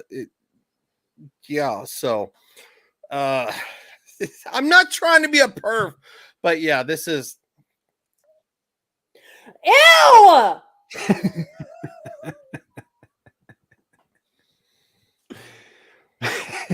it's also very good for this. My favorite wrestler of all time is The Rock. So if you smell, you can really get it going. And yeah. Sorry. I didn't mean to. Well, and on that note, thanks, folks, for coming. I never want to see that again. Stop. Yeah, that's getting mean to shit. Probably with shit on it, since you talk so much about sticking it in a butthole. Well, Uh, I learned as a kid that, not as a kid, as a young adult teenage man, that things work very differently. Okay, it's not okay. Let's not be super hateful for the fact that I love how Nomi and I aren't saying anything, and you're just getting more and more uncomfortable, but you can't Yeah. bring yourself to stop. Yeah, because it's like It's only weird if you make it weird, and you're making it weird. I'm not making it weird. You started, dude. How did I start it? You You're always the one like I have a long tongue. Sorry, that last part was on me. Yes. I was telling this story, and then all of a sudden you kind of went, you're like, oh my god. And you made it worse. And I didn't say anything. I just kept it to myself. And you're No, like, you said, yeah, oh god, and you weren't like that. and I hid myself from it. And yet again, a woman makes it worse by going, oh my god. Oh no. It's like a fucking haunted horror house. I It's think like, we're gonna end here because this is only going to keep going downhill at this point. Ryan, I swear to God, I will punch you in the dick if I see you. Why are you gonna? How about the gut? Like I just said, this will only continue to go downhill. So why don't we go around the horn? I'm sorry. I'm done. I'm done. I promise I'm done. Yeah. Nomi, what do you have coming up? Besides punching him in the dick, Yes, besides that. have Friday Night Royal Rumble with this asshole tomorrow. Hey, I am a gentleman. Shut up! You say that, and I don't believe you. I There's far still so many from people believe in you. this fucking stream right now. Oh my gosh. Okay, so Friday Night Royal Rumble, and then Screaming Into the Void with you on Saturday. Oh, that's right. My video comes out tomorrow. Mountain Yay. time, 12 o'clock. I will be posting it. I doubt it. Shut the fuck up, Ryan. I'm looking forward to it. Thank you. Just Thank like you, I was last time you said it was coming out, and the time before that. But this time I actually got very well. Backstage, I'll talk to you guys about some stuff. But I got very inspired just being in Vegas last week. It's like, this is a lot of fun. I'm happy That's to be good. here. Monday I will be with Ryan again on Game of Thrones, and if he continues with this stupid little antic, I probably will not be on any more streams because I don't want to see your fucking tongue again. And it's the first time. And then Thursday, I'll be on the Rogue Attraction talking about 90s nostalgia, y'all. We're talking about metal with a very special guest, Dan Vask, on Thursday. Nice pull. Yeah. I'm looking forward to that one, and that's what I have going on right now. Yeah, I've been interacting on a very minimal level with Dan Vask on Twitter. He's a very cool dude, and I like his music. I like his tunes. Only thing I don't like is that fucking Witcher song, but that's not his fault. He didn't write it. He just covered it. Yeah. Toss a coin to your Witcher? Yeah, I hate that fucking song. It's I love that song. What's wrong with you? It's worse than Let It Go. Yeah, no. Let It Go is a good song. Not after the 8,000th time you've heard it in 16 languages. When your kid can't fucking stop listening to it, it's not. Okay, well, that's I'll give him that. Your kid's fault. So everybody in the world was playing Dan Vask's Witcher cover, and not only that, they were also playing. I'm gonna fucking punch you in the dick myself. Dude, Samuel, he's been a dick this whole time. Wait, who's been a dick? You. There we go. Thank you. So anyway, Nomi, do you have anything else coming up? No, that's it. That's all I have going on. So, Okay. and unfortunately, I have to listen to Ryan. Ryan, what do you have coming up, sir? Oh, Valley of Plenty. All right, don't care. Bye. Call it. No, Well, she already said all of it. I'm most likely going to see both you fuckers tomorrow. Well, technically it's tonight in like 10 hours. See, Kohai likes it, and you know what? Kohai loves me. Kohai has a nasty sense of humor, and you know that. Okay, well, it doesn't mean that we won't get along. All right, you know what I'm saying? Yeah. No, so tonight, 8 p.m. Eastern Standard Time, Friday Night's Royal Rumble. Wow, I'm tired. We're going to be talking about The Little Mermaid. We're going to talk about Peter Pan and Wendy. The hell is the other one? I can't remember. It's all Disney all the time, and it's all garbage. Guardians of the Galaxy. Yes, Guardian. Thank you, Mhm. thank you. No, me. I'm sorry if I made you uncomfortable. But Quit talking about it, and it'll get better.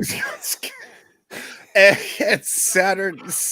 Samuel, can you just go ahead and take him off? Kick him off the chair, please. I got to let him say his piece. He was he showed Saturday up last minute to help out. So Saturday night. No, you don't ever have to cater to me. Saturday night, I'll be with this guy.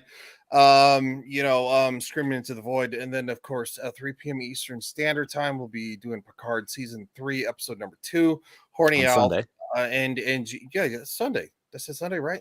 No, you didn't say a day at all. You said Saturday, talking about screaming into the void, and then You you did moved say into the other that. thing. But you didn't Okay, say Sunday. it So, will but be- it is Sunday. It'll be the next day. There you go. And then of course, Monday will be I don't fuck. It's just Game of Thrones season 3, episode number 6, I think, with Nomi, Joker Voice, Shadow, Lily 300 Mirrors, Tyler the Redbeard, and Mr. Grant Gregory. Damn, I'm starting to remember all the live streams I'm a part of. Mm-hmm. Yeah, I'm and we just fucking keep adding old. to that list, huh? Yeah, I'm fucking old. Okay, you know what? I'm a fucking piece of oh god. And I think that Alf and I might do the Warships game Sunday night as a live stream. Yeah, that should be interesting. So yeah, that pretty much brings us back around to me. We will be quiet. back next week, but no longer will we be doing Abyssal Musings on Thursday nights. We are moving to Friday nights once again. For those who may have missed that announcement at the beginning, Larry will be back then. He was not able to stick around for this whole show because he had to get up real early in the morning. So he was here at the beginning, but he will be back, and we will be getting back on a regular schedule next week. We begin airing this on Fridays, and it'll be on Fridays, for the foreseeable future into the future. It just works out better for the both of us, but we're not bailing on the show. It will continue going forward.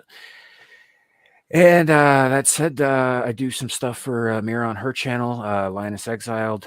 You can catch us all again on Screaming to the Void on Saturdays. Ryan, myself, Horny Alf on Sundays for Star Trek season Picard season 3. And if I can swing it tomorrow, I might drop in on FNR, but that's it's contingent upon where I am in my work day and how busy we got and all that stuff. So as it always is, because you guys air when I work, so not your fault. It's just the way it works out. So anyway, that said, I don't know. Thanks for coming, folks. Yeah. Good night. We've Raining had a great Cobras. time. Yeah. Okay. So, and just have a good night, everybody. And remember, YouTube, it could always be worse. It could be raining flaming cobras. What is it you pray for?